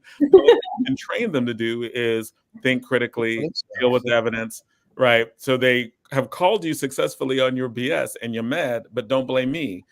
I just trained them how to call out BS. And if that's the problem, give less BS, right? Like if they're mad, like if they are asking you questions, then answer them, right? Like, and answer them with things that when they're like, hey, what's your evidence? You're not providing good evidence for this. I might have trained them to ask those questions, but I did not put them up to asking you anything because I was busy at a tournament. So I got an alibi. I'm trying to train the kids who are actually on the team, who stayed there to compete. And that is, but we're trying to do that with every kid in the city of Newark because it teaches critical reading skills, critical writing skills, and it prepares them to be able to ask these questions that I think fundamentally, goes hand in hand with a civics education. You need to know what works and what does what. But I think you also need to know how to ask questions, how to deal with evidence. I think that ultimately we've been teaching kids for 40 years how to be better business people. With the, like you need to get a job, you need to work, and you need to be in this business. We have corporations making education standards. And we've done that since the 1980s. We've been like, businesses need to make education standards. I think education isn't for you to get a job. I think education is for you to be a better citizen of democracy first, right? Exactly. Yes. And all those other things will come from it. But number one, be a good citizen in a democracy. Be able to read, write, understand rights, constitutional rights, values, and what you will fight for and what you will not fight for when people are making sense and when people are not making sense. You'll tolerate what you won't tolerate. Yeah. Right. Let me ask you a question, because if I is democratic, right? Mm-hmm. Dissension is democratic. Right. And right, exactly. And when I said democratic, I don't mean like big D democratic. I mean like, right. The practice, democracy. Yeah. Right. Let me ask you this, if I can, Micauri. Now, you mentioned that there's interest in this on the international front. What countries are you seeing that in? Hold on. I have my list, but there are actually a lot more countries than you'd think. Hold on. Well, that's a profound thing because, we're talking about, a greater democratization of the international chat. That's huge. Hold on. I have there is a long list actually. You wouldn't. Hey, Donna. Hey. So we have already people who can vote at 16 with no restrictions are Argentina, Austria, Brazil, Cuba, Ecuador, and Nicaragua. Wow. And then at 17 with no restrictions. That's the politics are so different in each of those nations. I know. Greece, Norway, and Timor-Leste. There are other countries that have it at 16, but there are like restrictions, like if you have to be employed, you have to be married, local elections only, and then like in Germany, for instance, like there's just certain, you can only go for some local and state elections, and then in Belgium it's only European elections only. In the UK, Scotland does it, but it's like non-federal elections only. And Switzerland is only a state in Switzerland that does the state of Glarus for regional elections only. And you lifted up Cuba. Now Cuba's supposed to be the most horrible dictatorship in the world, but kids are voting at 16, huh? That's the thing, right? Like, so with Cuba, it's like, is it a democracy? Blockade against Cuba. Let me go. It's complicated. I put it on the list, but it is complicated. It's kind of like on the list internationally. They also mentioned North Korea, but that's not really a democracy. So, yeah, but yet they can vote, but yet they can participate in the voting process. Allegedly. That's what they've reported internationally, but that's just not, I have more faith though in like the countries that I said with no restrictions being like Argentina, Austria, Brazil. They're definitely, that's more, I think, a democracy than some of the other ones I mentioned for the 17, but yeah, it's being done. And actually like at the Institute, this is a local issue right now in Newark, and we're super excited for Newark to be the first city, not only because we're housed in Newark, but because Newark is predominantly Black and brown. And this student body is 90% Black and brown, actually. So we think that, I think it's interesting, right? Like something that one of my law and policy directors said a while back ago is just like, the right to vote is something that Black and brown people have had to fight for. And in New Jersey, we're doing kind of the opposite, where we're trying to enfranchise Black and brown young people first, and letting the others follow. Because if you give Black and brown people the right to vote first, if 16-year-olds in Newark have the right to vote first, when they start voting successfully, it'll be a domino. Right. And the household. Right. But I mean, especially if they start making it, which I think they will in short order, start pressing to make it in municipal elections more broadly, right? If it becomes into statewide elections, like as in kids in Newark can vote for statewide elections at 16, and that if they can vote in all elections, that will potentially start shifting power. Yeah. And that's when there's going to be real fights. So I love this because I think it's a setup for real enfranchisement, real voting power. Like there are going to be some real knockdown, drag out debates. This might go very smoothly. I think this is going to go smoothly. I think it's going to be great. I think it's going to be very successful. But I think also, Jonathan, is starting them at a young age and putting them into practice of doing something that I always say, and you hear me say, there's like a big, like you have this big register to vote in high school, because we did in high school, and then there's like no big discussion unless you have a college that discusses it. But if not, so it's at the high school, then they register, and then they don't vote until something hits them. Maybe they buy their first house, or something legally happens, but there's a period between the first time they vote and then the next time they vote. Right. And we talked about at the very beginning of this program, right? Like that if it gets them voting as a pattern, then it happens, right? That's right. But we're getting ready to end the segment and go into the next segment, which is very similar again. Did we ask the question before we end the segment? Well, we didn't end it yet, and we're going to definitely have to ask that question. So, but we're going to segue into freedom of speech on college campuses. And what's going on that. And we have Dr. Kelly Harris with us, but a lot of times we like to bring people on at the end of one guest and the beginning of another, because especially if they're talking about things that are similar. So I just wanted to get Dr. Kelly, do you want to say anything about this? Are we listening to this segment? And do you want to ask Micauri Vargas a question before we end this segment out? Well, Dr. Harris, you just turned 16 years old, and now you can vote. What do you think about that? I just came in at the end of it, but the idea of 16-year-old voting, I think, is very powerful.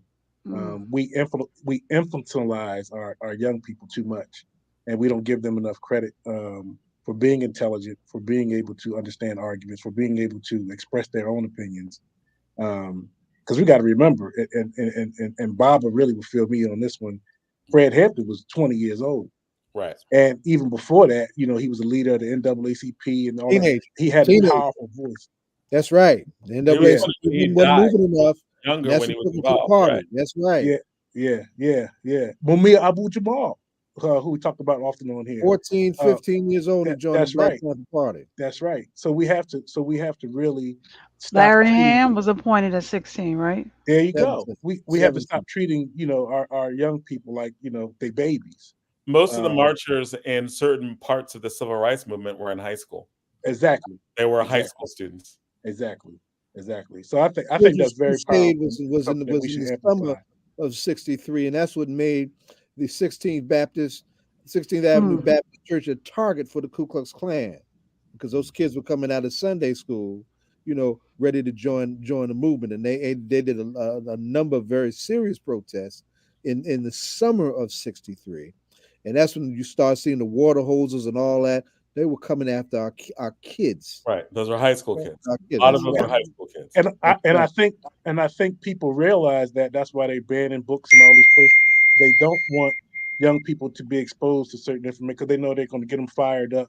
And young people, and when we go back to the civil rights movement, not 16-year-old young people, but pretty much college-age students, really injected a lot into the civil rights movement in the early 1960s and just transformed it, particularly with SNCC. So they don't want to create another generation like that. Fair enough. Now, is there? We're going to ask you the final question to end out the segment, but also anything else that you'd like to add, because I know that there's the hearing on January 10th before they vote on this. But is there anything else that you'd like us to know on this? Please let us know. And we're also going to ask you, because we are a hip hop talk show, who is your favorite hip hop artist, individual or group? I was warned about this. Prepared. I mean, I don't think it's going to be like the coolest answer, but it genuinely is between Kendrick Lamar or J. Cole for me. And like, Kendrick is just, his album was on repeat for me when I was in college. Good Kid, Mad City. So I want to say him, but I think I've just been a longer term J. Cole fan. So I'll go with J. Cole. Okay. All right. Well, that's absolutely cool. Those are absolutely cool answers. And I know, and I don't know. Sometime for inspiration, Micauri, I have to go. The performance of Kendrick Lamar and Beyonce when they performed at one of those awards, I was like, that was so spiritual. But I was like, wow, just to hear how they was syncing with each other. So Kendrick Lamar, and then his show in Paris, absolutely cool. That's amazing. Yeah, no, seriously, like I think I played Good Kid, Mad City on repeat for every single essay I wrote my junior year of college. Good kid, man. Okay. So, question: is there anything else that we need to know about this January 10th and what's going on? So on January 10th, yeah. So please come out and support if you're able to. We're going to be at Newark City Hall. It'll be at 12:30 p.m. We're going to have a bunch of students come out and support. A lot of the NAACP youth in college are going to be there, as well as some of the Vote 16 New Jersey people and our state partners coming to support. There will be a press conference at the rotunda inside City Hall. And yeah, I'm really excited to see this actually come to life. I've never had a law I wrote become beautiful, like a reality. So this is going to be really interesting. Well, congratulations on that. Congratulations. That's right. All right. Yes, So and so yes. yep, and we'll have to have you back, and we'll have to have you back on. So thank you. Thank And you. will you be streaming it? Will you be streaming it live as well? I think that the meetings are all live streamed for council meetings in Council Newark. meetings are. Yeah. Yeah. And I Well, don't do you think mean somebody you can have some. Yeah, but even you can have somebody stream from, they can have if you have a platform, and they can stream it live on Facebook or whatever, but you can stream it. Oh, So okay. Yeah, maybe no, you have a team to do that. Yeah. yeah, no, we have our comms department. I'll let them know that that's a possibility. I Yep, didn't I'm sure uh-huh. their comms department will have something prepared. So thank you so much. Okay. Thank you so much for having me. No, honor to have you. Thank you. Honor to have Happy holidays to you and your family. Happy holidays. Happy New Year. you. All right. Oh. Well, so thank you. We are getting ready to move to our next segment, and the segments go well together, right? Like, because we're dealing with free speech, right? We're dealing with kids and their rights, and we're dealing with high school kids here. By the way, for full disclosure, I'm also going to be taking a personal day and testifying on January 10th. So I signed up for that too, because I think that this is important. Because I think it's important generally that young people get more infused in this process, especially where our country is heading. I have all kinds of views on that. But I do think that one of the ways to embrace, revitalize democracy for Black and Brown people is to get a lot more political participation from younger people, right? But that's, I think, getting hit in different places too, right? Like in dealing with free speech on college campuses, we see in large influxes of both anti-Islamic thought, anti-Semitic thought, racist thought in general, anti-Black thought, and speech. Right. I mean, you see the controversies that are going on campuses. You see the UPenn president resigned. You see organizations, right, like getting suspended. I think Rutgers organization, a pro-Palestinian Rutgers organization, was suspended. Right. There's a history of that in Newark, as in after 9/11. Years later, I think this was like in 2010, 2012, you had New York City surveilling Muslim students inside the city of Newark without the city of Newark knowing about it. This was under Cory Booker, and they actually did not know that New York City was surveilling Muslim students. So how are you, man? First, Dr. Harris, it's an honor to have you back on. We've been wanting to have you back on for a while. That's right. You make me you smile every time you come on. Smile, because I know there's some knowledge that's going to be gained. So thank you. We miss you in New Jersey, and we know that you are in a better place. So we are happy for you. Well, But I miss y'all too, man. I appreciate that. cool, man. Mm-hmm. And we're glad you came back on, man. So what is going on in college campuses with regard to free speech? What is it that you're noticing? I don't know if you could talk to the specific situation where you are, but what are you noticing? What's going on? I don't want to get you in trouble, right? So I'm being real gentle right now in terms of the questions, right? I don't know what you want to talk hypothetically, right? When it comes to free speech, or you want to actually tell us what's going on. You know what? I want to start with, you mentioned the pro-Palestinian groups being sanctioned at these universities, really across the nation. It's interesting to see what's going to happen with this. I hope these groups, file suits and take it up to the Supreme Court, because one of the more landmark cases of free speech was in 1972, Healy v. James, and that was Central Connecticut State College refused to recognize the Students for a Democratic Society. Yes. And they went all the way to the Supreme Court. They won. So I think it's very interesting to me to see what happens, because we go through these processes all over and over again. Everything comes full circle again. As a matter of fact, when we look at free speech next year, we're going to be at the 60th anniversary of New York Times v. Sullivan, which was a Supreme Court case, which really was surrounded around Dr. King.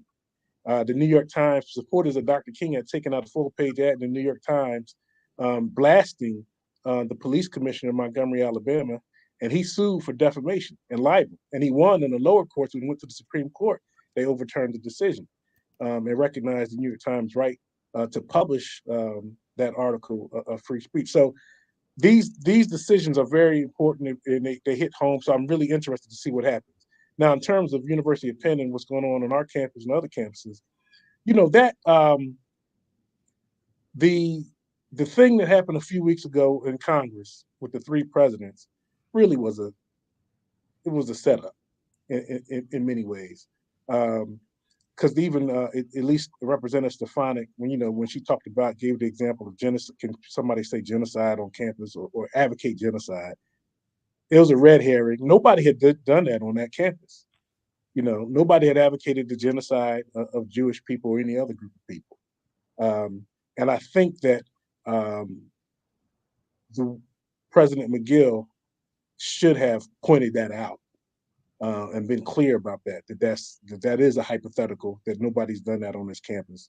But at any rate, and probably just having some basic debate training, right? Because in basic debate training, I'd be like, if someone's actually advocating for the murder of people, that's probably going to violate our standards. We're like, we have to deal with specific things. But if you're saying you should be mass murdered, like you and people like you should be mass murdered, that seems like harassment to me. We'd have to go to the specific incident, but that's pretty much a no-brainer, right?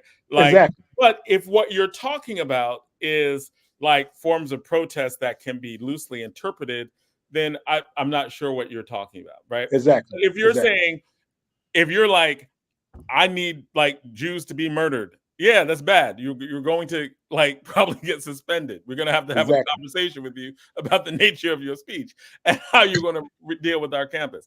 It seemed like those could have been really easily answered with just be blunt, have that training, and then talk about the nuance. Yeah, so all those presidents came in there on the defensive and not, really defending their, being strong and confident in their position at their institutions. So that was a problem. And even, and let me say this, and I'll come back to that for a second. So these discussions, even about the Supreme Court has even in the past, even defended someone's right to have strong and effective communication. So, for example, and this goes back to this Colorado piece with Trump, actually. Mm-hmm. So in the Colorado case, the lower court, one of the cases they looked at in terms of free speech and whether, Donald Trump, whether he had incited violence or whatever, one of the cases they looked at and utilized was a case involving the NAACP in 1982 versus this hardware company.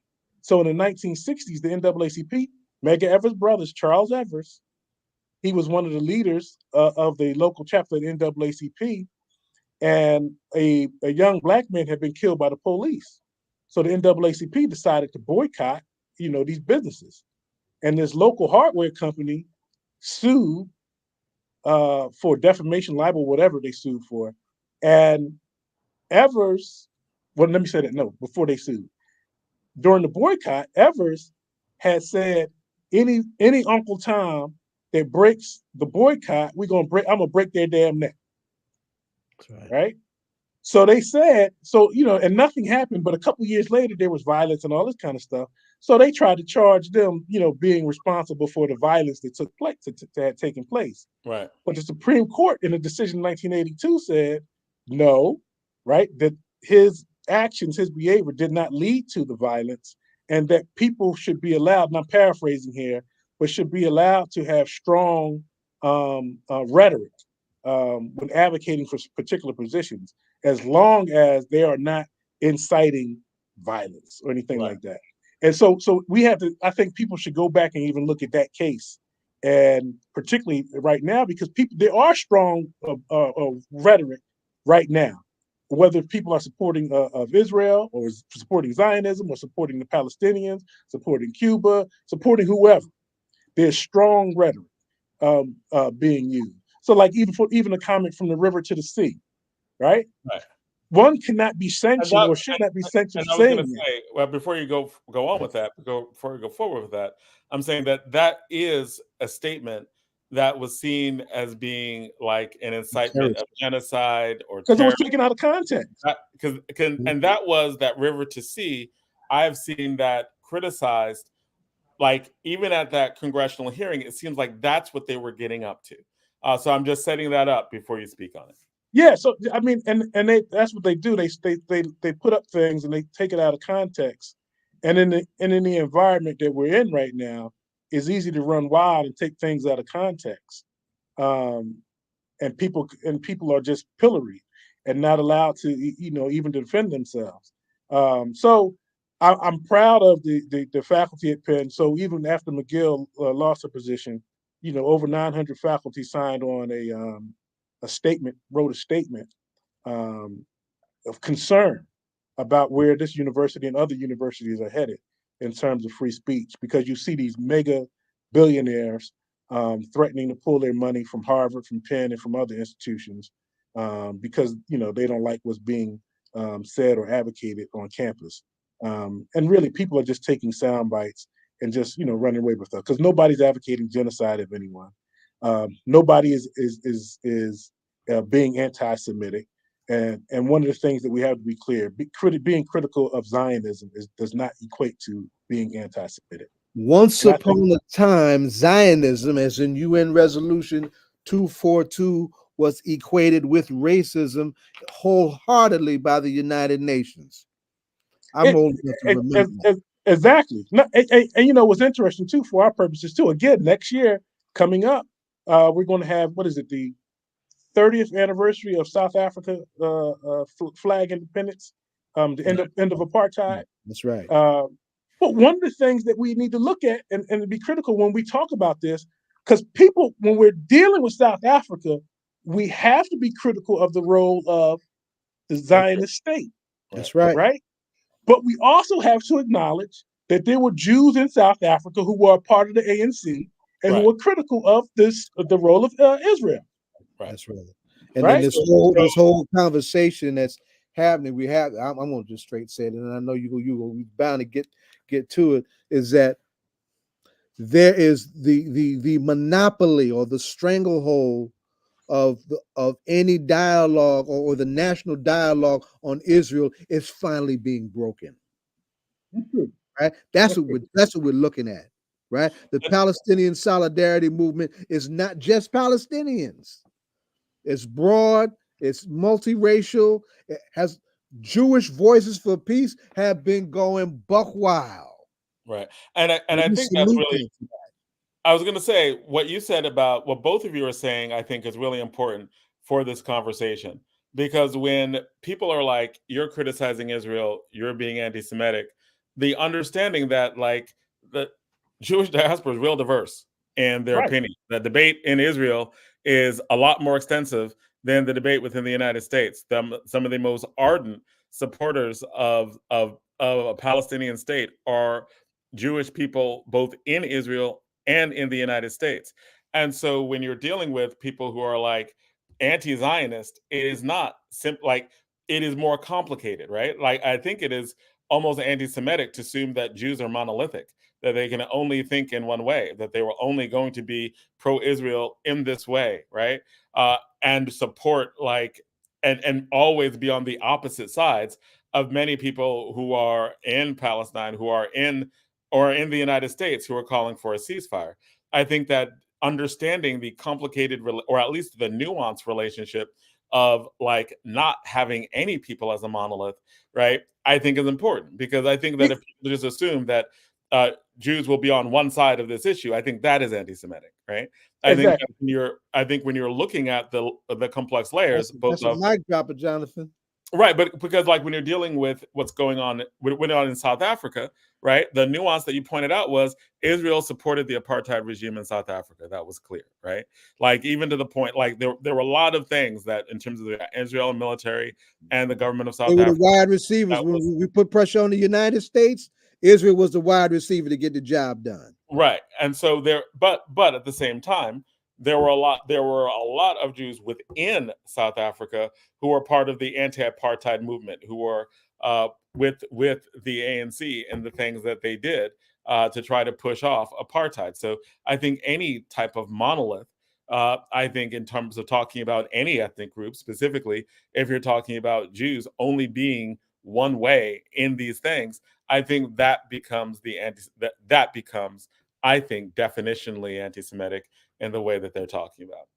Even when we talk about Palestine, we have to be nuanced in terms of Palestinians, because Palestinians have their own discussions before all this stuff happened about Hamas and the PLO and all these other things, right? Right. So they're not monolithic. And one of the things that I think was very problematic for people was that Hamas became synonymous with Palestine, Right. with Palestinians, Exactly right. when this happened. Exactly right. And people weren't making any distinctions.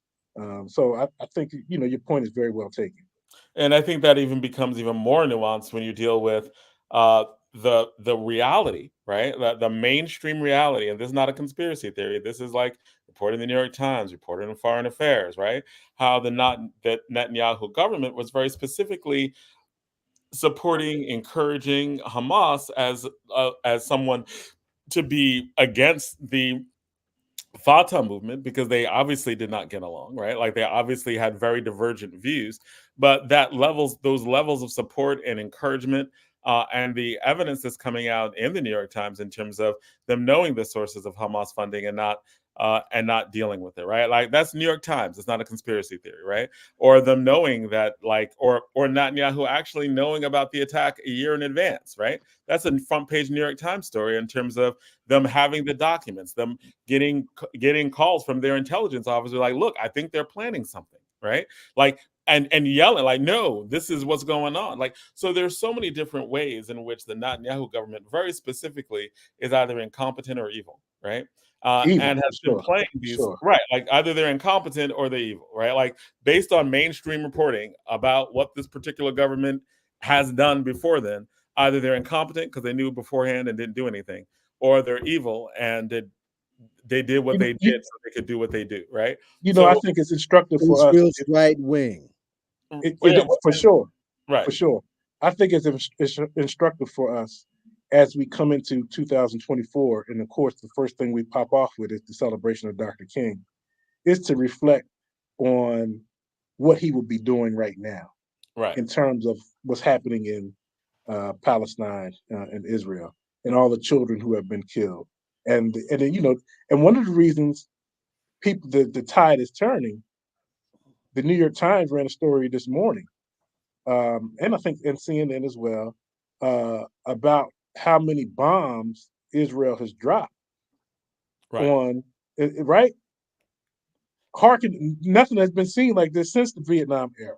That's right. Nothing's been seen like this since that era. Right. And how many innocents, how many children are being killed, and just it's reprehensible. And so we really need to, Some parallels are mouthful. Right. And how I think the story this morning was that bombs were dropped on areas that were deemed safe. Exactly. Right? Places they told them to go they to. were like, hey, this area is safe for you to go, and they bombed it, right? So that's like over 90 journalists have been killed. Right. That's evil. That's crazy. And the levels in There's which no outrage. They did this though. Over 90 where is the outrage from the American journalism community? Right. Yeah, great point. Right. And so, yeah, like the levels in which there is a need, like I think that there's like a real need to have real speech conversations on all of this, because like the lack of conversation on this, I think, is leading to worse policy. The lack of conversation on this is just bad for the United States, because there's no world in which you kill 20,000 Palestinians in Gaza, mostly innocent people in Gaza, community over this mess. Right. As it should be. Right. And so, absolutely. And so when you're getting like these stories from, like, again, mainstream, potentially like Foreign Affairs, mainstream, potentially center right publication is like, Israel, if it's not an apartheid state, it's apartheid like, right? Like when talking about the way in which Gaza was treated, what's going on in the West Bank, how people are just getting killed for their land in the West Bank, right? Like, again, these are mainstream publications talking about this in ways that I have not heard talked about so robustly in a while. And the reason why they're doing that is because it's bad for U.S. policy to not have these conversations. Jimmy Carter said it over 20 years ago. That cost him his second term too. Yeah. Well, I I was going to say, especially in terms of settlements and settlement building, which was always widely seen as bad, but now encouraged. And, not whatever you thought about past Israeli governments or whatever the nature of these things over time, when it comes to a U.S. perspective, there's no way that Netanyahu is like on the same page as the United States in most things, right? I don't think the American public realizes how right-wing this particular government is and how out of line with supposedly mainstream policy like a two-state solution that the government has always been, right? Mm-hmm. Netanyahu was always never. When Rabin was assassinated, apparently his wife blamed Netanyahu, right? And that right wing, but blamed Netanyahu by name, who benefited from that politically. So because him and the coalition he had just were like, nah, we don't want a two-state solution. And the games they played that are leading into like this massive amounts of deaths that are at his hands, right? Like it is almost, we look at revenge killings and we're like, these seem like revenge killings because it's not like you're killing too many people with too many bombs on steroids, right? And so this does not seem like a strategic thing. Sitting back seems like revenge killings. We probably need to talk about this badly, right? Energetically. And a college campus seems a place where this is happening.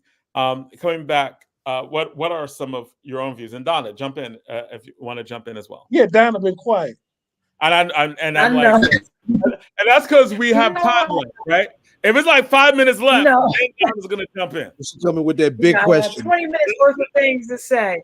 No, just on the simple topic of freedom of speech on campuses, I know I went back to look at articles. One of my talk shows I look at on HBO is Bill Maher. And it seems like this is a conversation he's been talking about, oh my gosh, for probably the last 6 or 7 years, if I'm mistaken. But just, I never remember somebody coming out to being asked to come to a college campus in California, but they were restricted on what they could or could not say. And it, and that was one of the big discussions, like, when did college campuses become a place of restriction as a place of where you go to have your open and free flowery ideas and you kind of your testing ground? But now it seems like campuses are very political, if you will, and very restricted on a lot of subjects. Well, I think that's true. I think that's a part of the corporatization of higher education. Which people have been complaining about for a while now, because universities more and more are being run like businesses. And businesses try to, while they're inherently political, they try to have a anti-political pose, that they're not into politics. And it's just very, rigid and professional. And I think this is what is happening with the students on college all across the country, on universities all across the country, I should say. Can I contextualize this? Because I think that's a really interesting point that Donna brought up in terms of the Bill Maher perspective, because that tends to be a more conservative perspective, saying that basically conservative white males have not been able to speak out, right? There's a political correctness that if you criticize gay people, if you criticize Black people, if you criticize women, that's like Bill Maher's perspective. Or at least if you criticize them, then you'll be attacked, and that there's a political correctness when it comes to diversity, etc. That is, and toward women, that is like goes way too far. Like you can't wear a costume that's deemed as racist, or you'll be attacked for it, right? Like, so do you think that this is all part of the same thing, that the the criticism of political correctness that Bill Maher would talk about, like as in you can't say anything that is like that will be controversial to gay people, or can't be controversial to Black people, or controversial to women, or that would be considered, quote, sexist, or that would be considered part of or offensive, needs to be stopped. And the same thing's going on right now when you're talking about criticism of Israel. There were some people who said that someplace I read that that there were many there were some Jewish people on campuses that were especially offended that they were not that their sensitivities were not taken into account when you have people talking about you can't talk about obese people, right?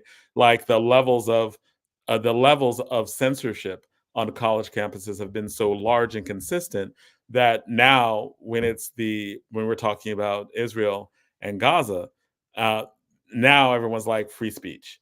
Is there that level of contradiction that seems to be going on here, or is this something different? It definitely is there, but I think what really led to this playing out the way that it did when Hamas bombed what was it, a concert or whatever? Yeah, and it wasn't bomb, it was shooting it up, right? Like Shooting it up. they literally used automatic weapons, Yeah. etc. to When kill they did that, and I know I had some Jewish colleagues who would be considered, who are critical of Netanyahu, and who are critical and who would be really considered anti-Zionist. They were disappointed at the celebration that people had around Hamas killing those people, right? So I think that led to, for some people, it really led to a retrenchment of sorts in terms of how they see free speech and what people are doing. And I don't know if I'm framing that right, but I know that led to a lot of anger around what's being said and bringing up this whole idea of anti-Semitism and all this kind of stuff. And because people who have the contextualize things that you were talking about earlier, Jonathan, and understand the nuance of all these situations earlier, they were not contextualizing Hamas's attack in any way that recognized the humanity of the Jewish people who were killed.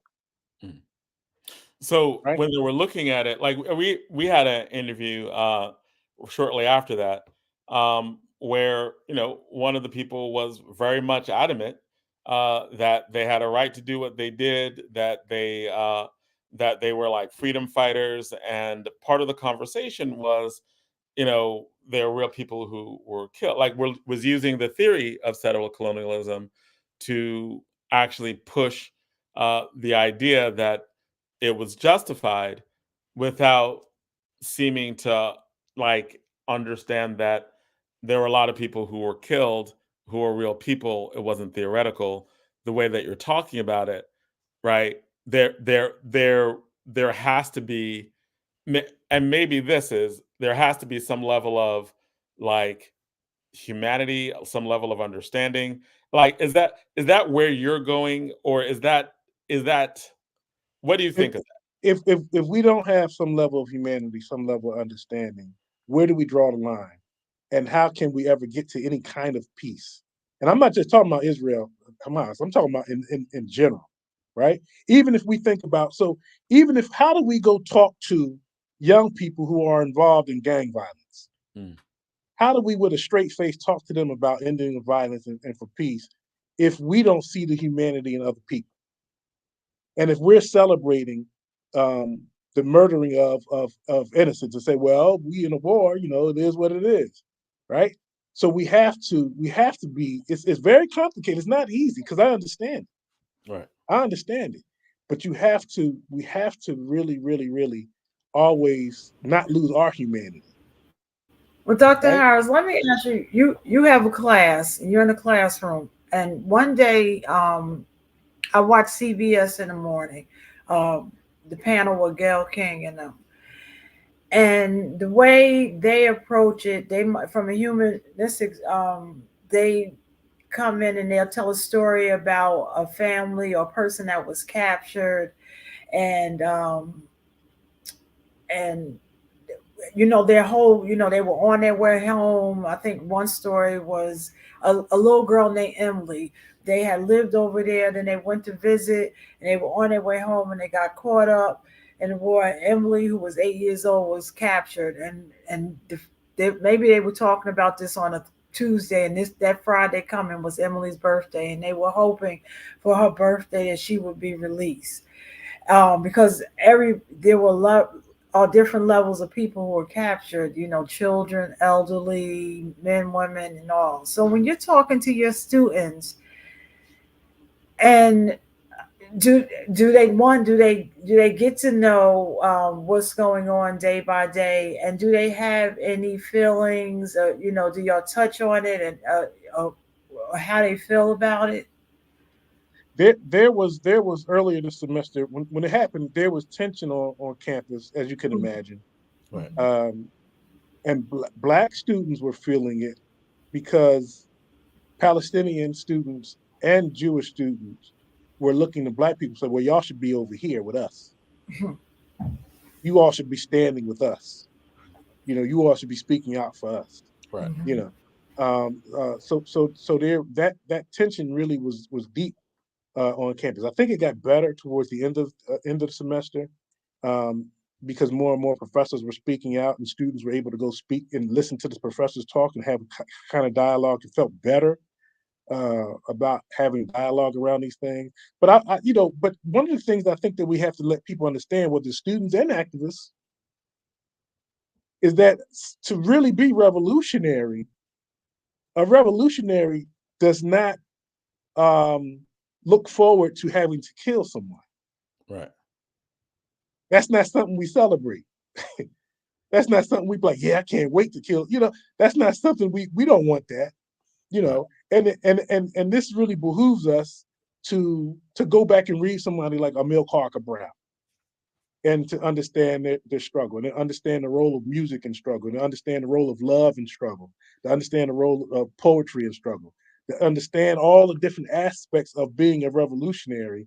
Is not just, I'm going to kill you can't kill enough people to win a revolution. Right. Right. So you have to deal with on a whole nother level of ideas, and what is love, and what is humane, and all those kind of things. So that's, I think, where we really got to get to in understanding it. It's not simply let's go to war and let's kill our enemies. And I think that maybe along those lines, doesn't it seem like, because I found it like an odd disconnect between someone's like, they're a threat, therefore they should die, but what they're doing in the mass murder is wrong. Yeah. Like it seems like if you're like, you should kill everybody who's a threat and have no regard for casualties, it seems like that seems to be an inconsistent argument to make on one side and not another. It is inconsistent. Right. It is inconsistent. And I understand it. And you understand it. You understand where that comes from, because it comes from the pain, of being a colonized people. Right. Right. So I understand it. I understand it. But even in that, we still cannot lose our humanity. And people make that point. People that we respect have made that point for years. In our struggle, and that's the beauty of the Black freedom struggle. Right. That really is the beauty.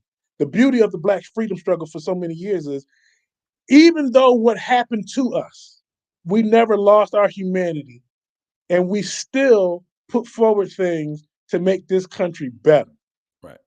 Right? Because again, Black people have had a vision for democracy that was broader than what America ever intended.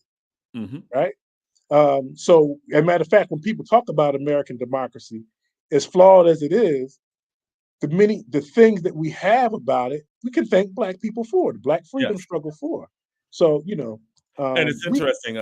Nicole Hannah Smith wrote an essay in the New York Times that basically was detailing, like, no, the American democracy only looks like democracy because of the Black freedom struggles. No question. Right. No question. and that freedom struggle was not inhumane. That's right. As much bad stuff that happened to us, no group of people is more justified in wanting to just wipe out people than Black people, right? But we haven't done that. That's That's because right. that's not who we are. That's not who we are.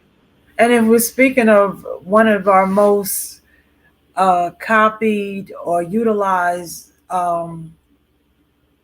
is the civil rights, and how Dr. King was the nonviolent movement, and how much that is copied and utilized all over the world, even to this day.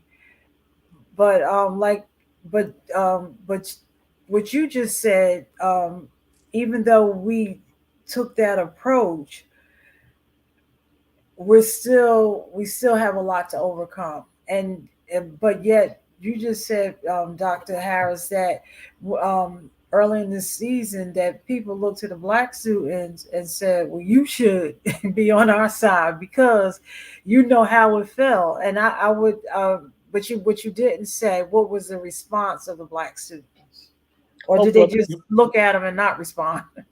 No, well, no. The Black students at that time, they felt like they didn't know what to do. Okay. They didn't know what to do. They didn't know what to do. They felt caught in the middle. Okay. They did. They did, which is understandable. Right. Which is understandable. Because again, these are young people, and because of our miseducation system in America, they come to college without having a good understanding of history, right, without having a good understanding of struggles in the rest of the world. Right. So they don't know the history of Israel-Palestine struggle. They don't know the history of the PLO. They don't never heard of Yasser Arafat. They don't know about Hamas. They don't know about Zionism. They don't know the intricacies of it, right? Don't even know our history. They don't know our history. Right. I mean, they don't know our history. Right, because when you were like, everybody was expecting Black people to be on their sides, I'm like, do they know what side? Like, do they even know what that means? No, right? Yeah. Like I don't even know what that means given context, right? You're like, hey, you should be on our side, and like, wait, do you even know what our side is? Right. How much African American history do you actually understand? Or here we go again. You constantly come to me when you need me, but not because you really. But Donna, but this goes back to, we really need to unpack when we go back and look at our forebearers in the 1940s, 1950s. Our forebearers had a very much global and international perspective, and in the 1960s. So when we think about activists who we respect, whether it was Paul Robeson, Malcolm X, Dr. King, whoever it might be, Claudia Jones, or we could name them all. One of the things they connected or attempted to connect their struggle, wherever they were, with the struggle of Black and brown people around the world. So when we find even Malcolm X at the end of his life, what is Malcolm doing in that last year of his life? Even before that, when he got out the nation, what is Malcolm doing? Malcolm is connecting or trying to make connections with Palestinians. He's making connections with Africans. He's making connections with the Irish. Malcolm is moving and grooving like that. Right. Yeah. Right. Because what he saw. So one of the things that I think that the intelligence agencies in this country, what they wanted to do is they wanted to stop that kind of action from happening again. Yeah. So by the time Malcolm is assassinated and King is assassinated, a shift happens where our connections to struggles around the world decrease post 1960, right? So we don't have those strong connections that we used to have with groups from around the world who are struggling, who are organizing, and we don't see their struggle as being connected at all to our struggle. And on their end, many of them have bought into lies about Black folk in America and all these kind of things. So all these things to me are designed. I remember this. Design. What's that article that that went around and they show us like maybe it was they were recruiting for police, and then at one time it was like Irish couldn't apply. Then they put the black, like the Irish or the black, and like at different times it was different people who they were considered not American enough. And it's interesting how the shift changed over the times, how different, and for different reasons, how people became white enough to be accepted, or even on labor side when labor didn't have what it needed and they went to the black union. It's just needing people for the personal greed as opposed to the real sincerity of bringing people together. Right. Exactly. DMX. Yep. So we're getting ready to transition to that next part, and thank you, Dr. Harris, right? Well, before you leave, because I have to go catch a train, I believe we owe you a happy anniversary, Dr. Harris, because it's been a year about now for you. So happy anniversary. We miss you. And I look forward to seeing everybody soon. Okay? Absolutely. Good seeing you, Don. Yeah, absolutely. Good seeing you, Don. Just make Dr. Harris do anything you needed me to do. Okay. All right. He was going to say that. Absolutely. Absolutely. So, yeah, Dr. Harris, before we shift to the next subject, and we have to get you back. Like, it's been too long, right? Yeah, It's been over 6 months. You've given us great guests, right? You've suggested Dr. Greg Carr. Greg Carr from and Dr. So you've given us, I appreciate you giving us wonderful, wonderful, wonderful guests that we're going to have on back. But there's no substitute for you, Dr. Kelly Harris. We got to have you back as well. So before we go off on this section, anything else you want to add? Like, I think that the last segment in terms of understanding struggles of people around the world and actually understanding. I thought you were going to add something about hip hop. I am. But I wanted to end off this. Before we invite you to our next segment about hip hop and ask you that question. So, is there anything else you want to add? Anything else that we need to know that is very important to understanding free speech on campus right now? No, I'm sorry I missed the conversation earlier because I think that was extremely important. We're dealing with focusing on our young people because we're doing the model Gary again, and one of the things the Philadelphia public school teachers told me was that we can't have anything on there about Israel and Palestine. What? Yeah, the school district they like, nah, we can't have the students talking about that. Would you be interested in a model around the African Union? Yeah, of course. I mean, I used to do the model African Union long time ago. David Horn is the man. I'm gonna make it for you. Out of curiosity, did they put that in writing? Did they email that? No, that was just told to me. Okay. That was just told to me. Because I think that if districts feel that way, they need to be about that life, put it in writing. Let's have that. I think they need to put that in writing and have that conversation. Because like if you're trying to like literally censor an actual topic, now maybe you could tell us, right? We don't have the proper information to be able to do proper professional development on that. And, we don't know history here, so we can't teach it. Okay, that's cool, right? You don't know history, you can't teach. That's fair, right?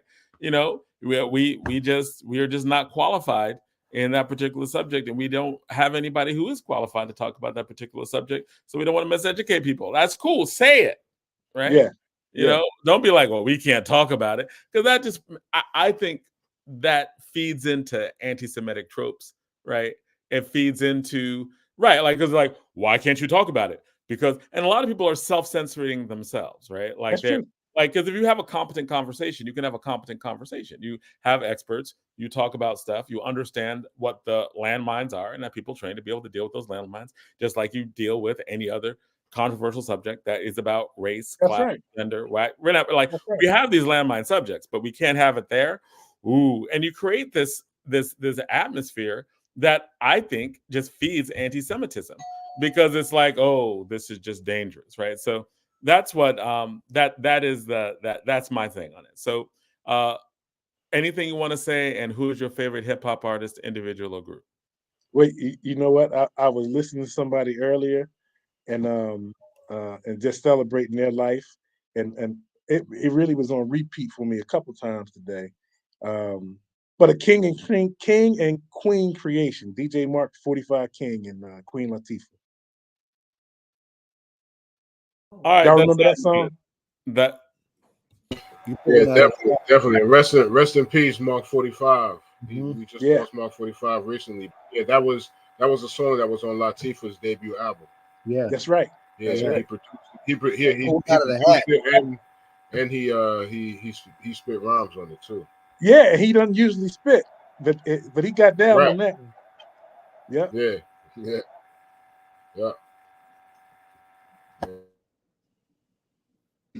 Hey, so thank you. Appreciate that, and I think we're gonna go into DJ Rhino segment.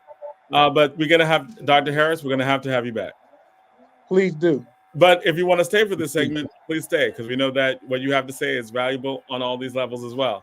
We know that we just don't want to hold up your time because we know you're negotiating it. But if you want to stay here for this, we're welcome to have you here, man. Yeah, my wife has the flu, so I'm helping take care of her stuff. Take good care of her. You got your good queen. Yeah, remember the day I met her. That's right. Thanks, Bob. All right, so DJ Rhino, what's up? What is the state of hip hop? What is going on?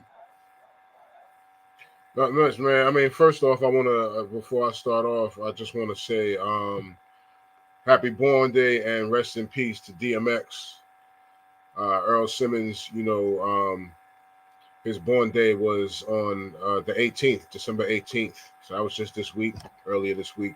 He had a born day. That's the birthday with Oscar Davis. Yeah. The late great Oscar Davis is December 18th. Yep. Wow. Yeah. December 18th, DMX. And today also is the anniversary of his sophomore album, which came out the same year of his debut album. It's Dark as Hell. It's Dark and Hell is Hot. The sophomore album that came out on this day was Flesh of My Flesh, Blood of My Blood. Yeah, he came out strong. Yeah. He came out real strong to put two albums out. That 1 year. That was back in 1998.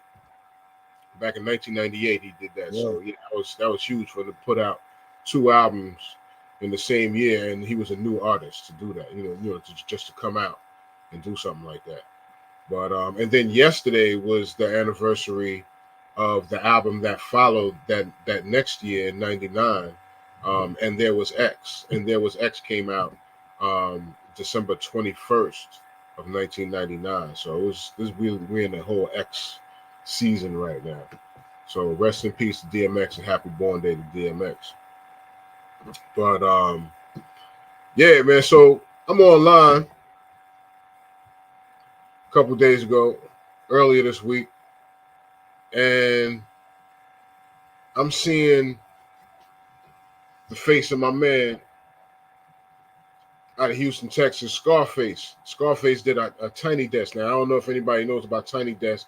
NPR does this thing where they have music artists come through different genres and all that. They come through.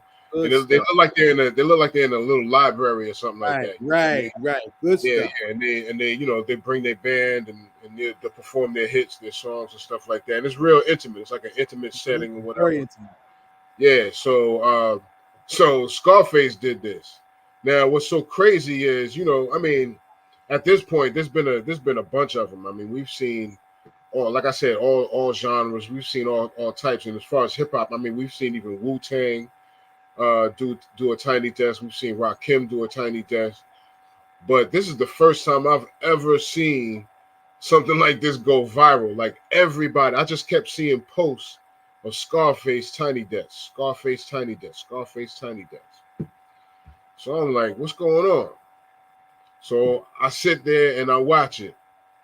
And I'm telling you, man, it's the greatest thing that I've seen this year, man. It's one of those things. It's one of those things that it's like it's a nice closer for the year. You know what I'm saying? We're at the end of the year, 2020. I was going to ask you about how you looking at. This the end of this epic anniversary year. Yeah. But it was just a nice it was a nice piece, man. You know what I mean? He did, you know, some of his hits. You know, he set it off with My Block. You know, and he was just talking about, you know, how he was coming up on this block, you know, when he was young in the hood. You know what I'm saying? He went into Mary, which was like it's a tribute song to the cannabis. You know what I mean? But it's a real deep, heartfelt joint. You know what I'm saying? For it to be a weed song, right? Then he starts going into Smile, which was the song that he originally had done with Tupac. And man, Scarface's delivery, and dare I say this, and I've got to be one of the biggest Public Enemy fans, but dare I say this, man, Scarface's voice, man, That's unique. It tops Chuck's, man. I have to say this because Scarface's delivery is incredible, man. The way he delivered the lyrics, man, and just the emotion to the lyrics of these songs, man. To Smile, and then he also did I Seen a Man Cry. Never seen a man cry till I seen a man die. He did that song after Smile. And it was just real deep. It was spiritual. It was heartfelt. I watched it a few times. So far, I've watched The Tiny Desk like about 5 times already. The first time I saw it, though, I definitely teared up by the time he got to Smile and Man Cry. Because his delivery was just mad heartfelt, man. And it's nobody like a Scarface. Nobody's delivering lyrics like that where you can feel it like that. Pac was one, DMX was one. You know what I'm saying? Where it touches your spirit, it gets real spiritual. You know what I'm saying? But yeah, big ups to Scarface because everything that Scarface has been through. You know, he had some health issues. You know, in the last couple of years, man. You know, during this COVID, you know, thing that we've been dealing with. You know, some kidney issues that he was dealing with. You know what I mean? But he pulled through. You know, his son looked him out. You know what I'm saying? He's had a lot of support. And he pulled through, and it feels good to see Scarface back in his pocket again. You know what I'm saying? Doing him and getting into music. And that's another thing. You know, he's a real musician. He pulled up his guitar and started strumming right along with the band. You know what I'm saying? And you know, doing his little riffs and stuff. You know what I mean? Like, you know, he's really into his thing. You know what I'm saying? He's passionate about his music, and you can feel that all throughout this Tiny Desk recording, man. You gotta let me see say on that note, let me ask you this. I mean, we were talking about my little brother, I can't call his name out. 3000, I can't call his name. Andre. Oh yeah, Andre 3000. Right? Yeah. We're talking about his album, right? And how musically it's in a very different place and whatnot. Yeah. As you're laying out some stuff heavy about Scarface, and the fact that you know, in this conversation about hip hop at 50, you know, how shouldn't we be talking about the maturation of artists over the years? That's right, and how they develop and they grow and they're seasoned and they're veterans in this, and they're showing improving. This is another example to me, man. This is another example of how our generation, the older generation, the OG generation of hip hop, is showing improving how it's done. This is how you do it. This is how you're supposed to do it. This is how it's supposed to feel. This is what hip hop is supposed to feel like. You know what I'm saying? Especially for our age, for our generation. This is what it's supposed to feel like.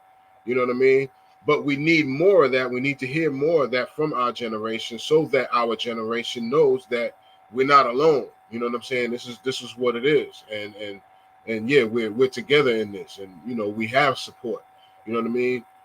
We don't have enough hip hop speaking for our generation. You know what I'm saying? So, you know, every night I'm always looking, you know, Buster might put something out, or, you know, like again, Andre or whoever, you know, collaboration.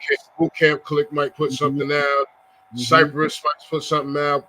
You know, every once in a while, Chuck will do something. You know, I'm always looking. Big Daddy Kane, KRS, they still doing stuff. You know what I mean? I'm always looking to see who's doing stuff from my generation. You know what I mean? Because these dudes still got it, man. They haven't lost it, man. If you ever seen the KRS and Big Daddy Kane verses, like these dudes ain't lose it, man. It's seasoned, man. They ready to go. These dudes are ready to go. You know what I mean? And we need that, man. You look at the Roots, you listen to the Roots, you look at Black Thought and what Talib and you know how they sound now, how De La Soul sounds now. You know what I mean? Arrested Development. I saw them, like how they sound now. Wow. You know, they sound good, man. They sound better than they ever did. I mean, even when they do those old hits, they sound better now doing them than they did then. Yeah. And we need that, and as a body, as a show, we need to be certainly closer to KRS-One now that he is actually, you know, functioning out of Newark.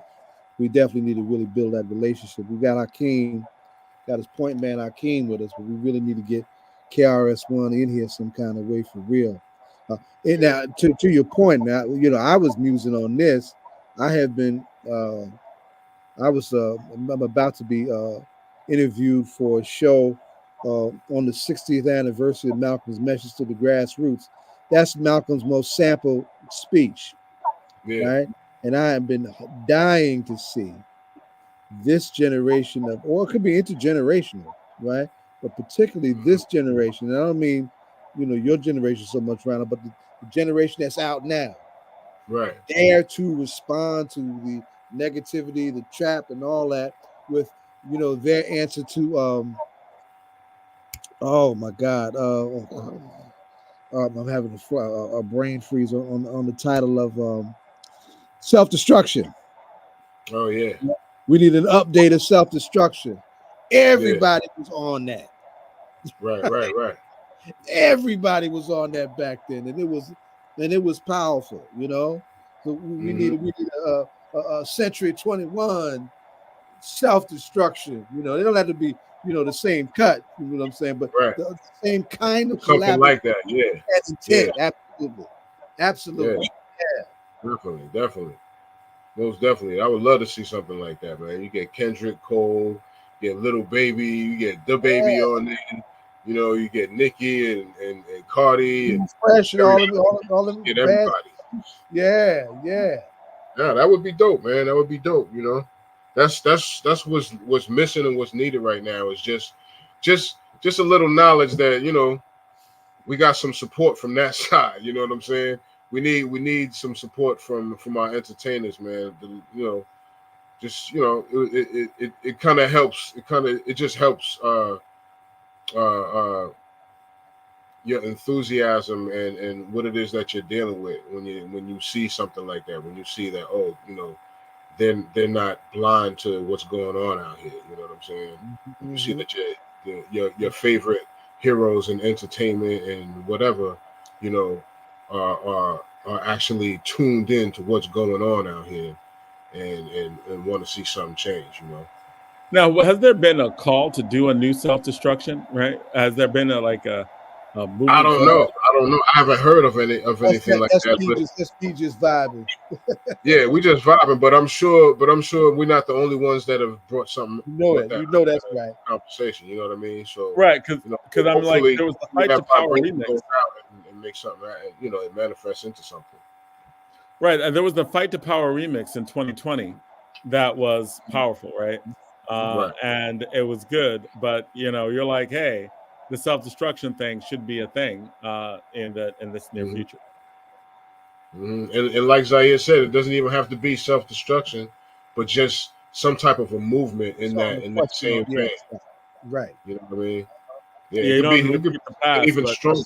Something that the younger generation of today would really be tuned into. You know what I'm saying? Something that would speak in their language. You know what I'm saying? But really speak to you know, the cause. To this moment. That's right. Yeah. The violence that we're dealing with in this moment. That's right.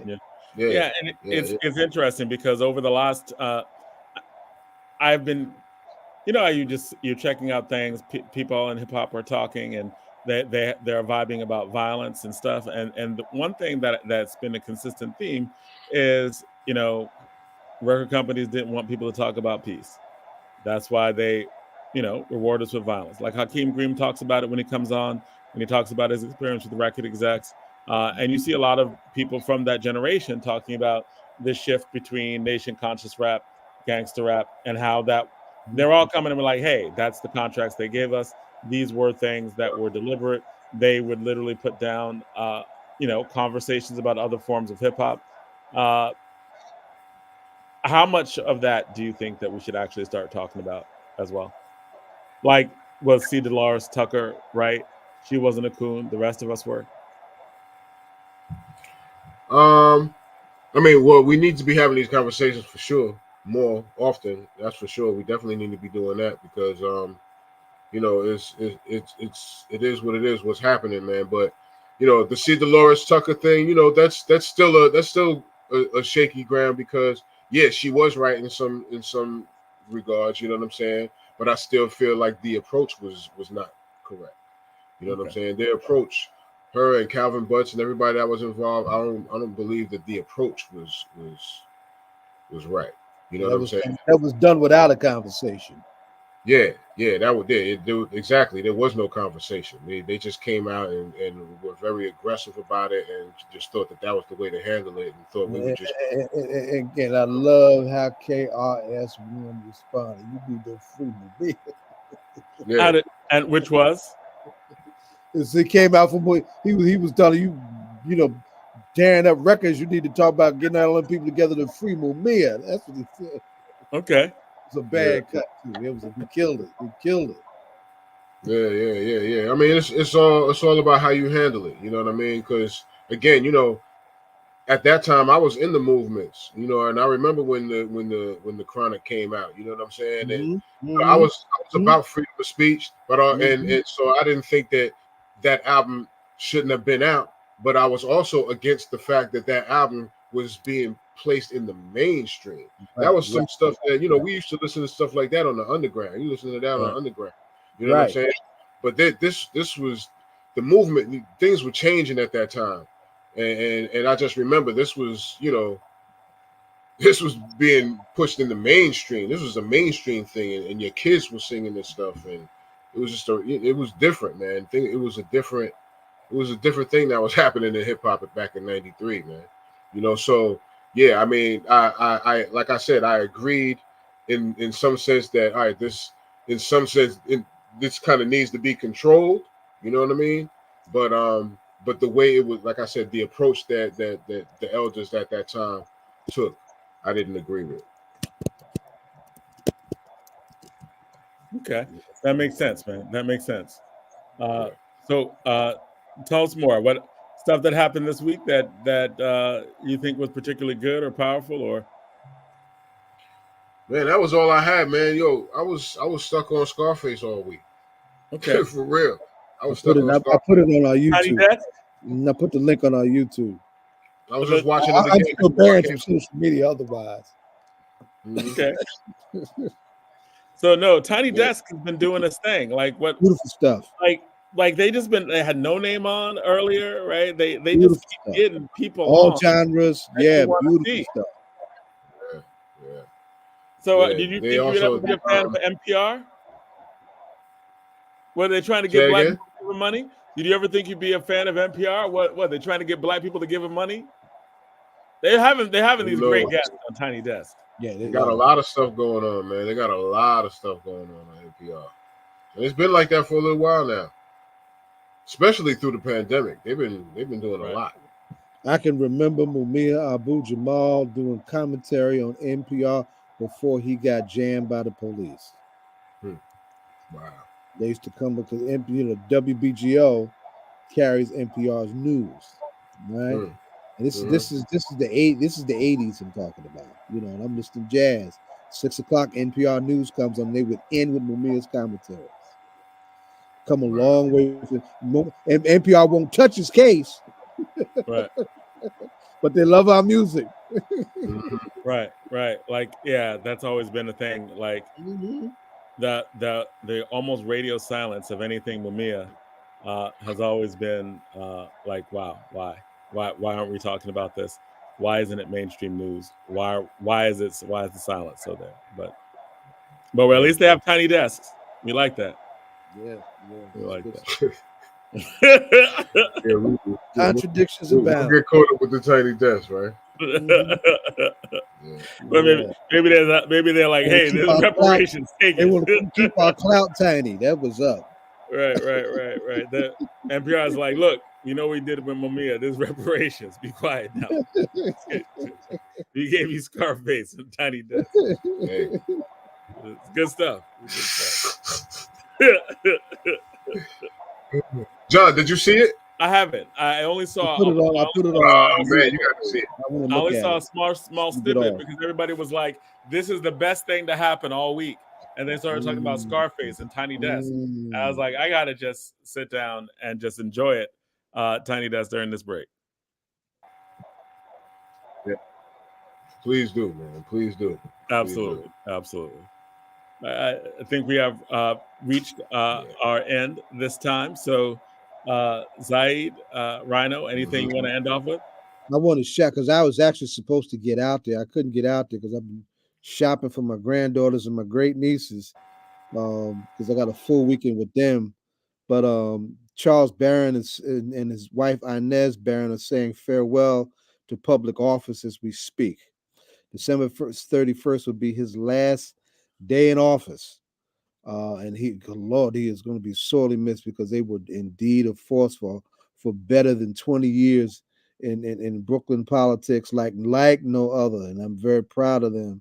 And I know they're going to be greatly missed because really nobody like them is on the scene now. And then I hope the younger voices, the handful that have gotten elected from like the DSA crew, really, take stock and take notes of the shoulders that they could stand on and push what Charles dared to do for East New York throughout the city and throughout the state.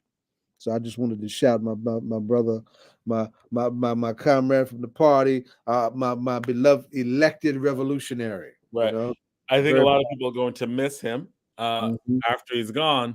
When a lot of the protections that he fought to keep in place. Now, one last thing I should say, right? On the reparations front, and this is his leadership, right? Governor Kathy Hochul signed New York's reparations study bill. Okay. That also happened this week. And we have to thank Charles for setting that in motion on that front. So it's really good that, when he leaves, at least something that he worked on for many years. That's right. Gets pushed. So we have to have a conversation. We have to have them on just to give us their political analysis of New York.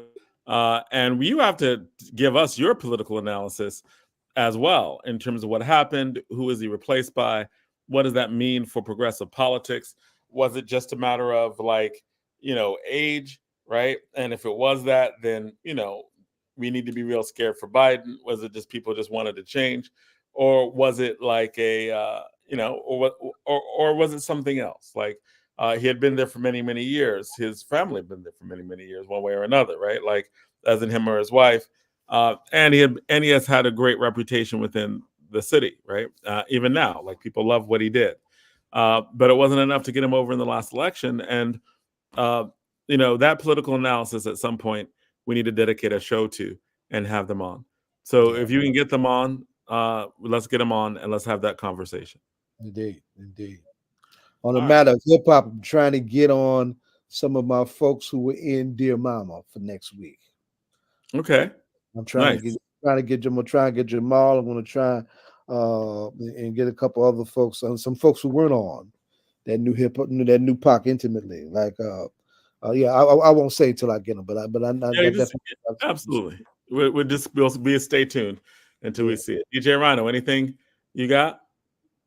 That's it. Check me tomorrow, twitch.tv/RhinoCMZ. Check me tomorrow at 3 p.m. I'll be doing my thing. Originally, I was going to be doing it from my man DJ R-Trains from his set. We're supposed to be collaborating on some stuff, man, but he was under the weather this week, so we're probably going to reschedule and do that another time. But tomorrow is going to be the regular spot. Check me again, twitch.tv/RhinoCMZ at 3 p.m. for the shakeup. Okay. All right, man. Talk to you later, man. And by the way, we come back next week. We mentioned him all over the broadcast today. The great Lawrence Hammond, Demon Chunga, will be 70 years young on Christmas Eve. Wow. All right. Happy birthday. We got to always make sure we wish him a happy birthday, too. All right. Until next week, peace. Thank all our guests for tonight, the disciples, Councilwoman Louise Scott-Rountree. Thank Pastor Bryant Ali in the hood, Ali. Thank, even though he was not on, just a shout out to Haqq Muhammad, because we always shout out Haqq Muhammad. He's very much loved here. That's right. Also, shout out to our guests. We very much valued having them here from the Institute for Social Justice.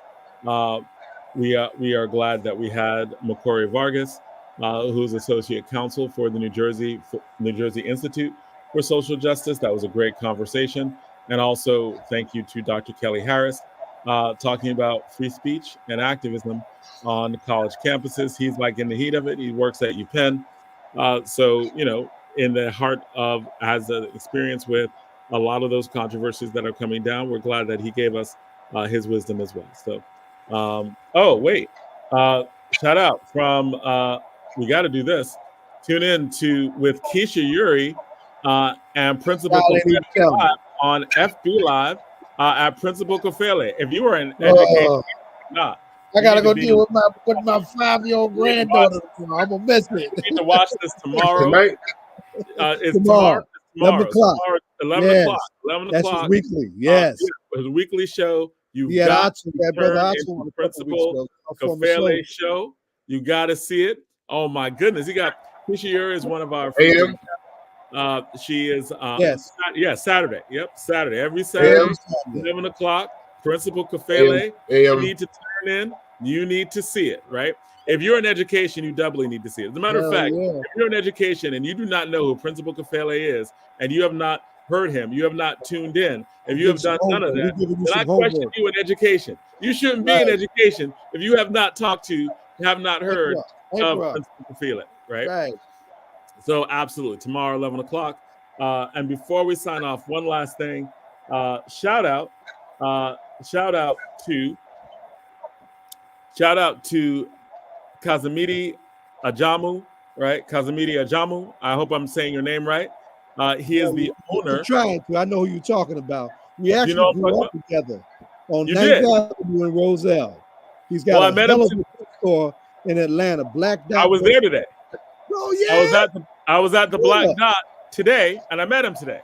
Yeah, so we need to get him on. You'd be glad to come on. We're gonna get him on, right? He introduced me to the former mayor of Lithonia.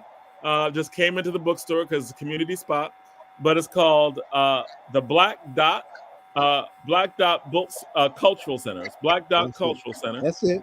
And it's a bookstore and it's a village meeting ground, right? And it really was. I walked in there today. I felt like I was in the village. Very proud of him that he did that. Yeah, man. Like I bought some books, had some tea, had good conversation. I don't know if he's had a net in there yet with her book, but I know I dropped that seed in his ear. Oh, good. I mean, we'll definitely talk to Annette about that as well. I mean, they should actually do a book signing there as well, because it should be at every bookstore, Black bookstore all over. But that was great, man. It was just a random, doing Christmas shopping. You got to go to Black bookstores. That's the thing I always do whenever I go Christmas shopping. I go to Black bookstores, and so I was in source of knowledge all afternoon. That's what made me late. Okay, and that's where you should be, right? If I'm not in source of knowledge, I'm gonna be at some Black bookstore, someplace, some Black establishment buying gifts for Christmas, because they will, for the most part, will be Black-owned places where I shop and get gifts from. And to that point, next Friday is Ujamaa, Cooperative Economics. Good. And we're working on that show now, because we are going to have a show in the last next week as well. So, I hope wish everyone happy holidays. If we don't see you, happy New Year, even though we'll be on next week. If you are in Atlanta, you should definitely go to the Black Dot Cultural Center. It is a wonderful place happening. If you like Black people, want to know about Black people, want to talk to Black people, go to Black Dot Cultural Center, and absolutely should be in it. So big shout out there. And one last time, shout out to tune in to Principal Kofele tomorrow Got my on child on. Facebook Live. I believe he's also on YouTube Live as well. But Yes, tune in to it Principal Tufele tomorrow, Saturday, 10:55. Always every Saturday, same time. If you are in education, you need to watch. If you are an educator, you need to watch. If you are an educator and you have never watched, I question you as being not really as good an educator as you think you are. That's right. You need to listen to learn and be a part of what Principal Kufele is doing. Right. A man on fire. Right. So we are way past time. I cannot blame it on Donna this week. I think I got a little carried away with the little shout outs at the end. So until next week, shout out to everybody. Hope everyone is well. Later, Donna and Ed and Kim and everybody on the show. Be safe. Right on. Until next week. You don't stop.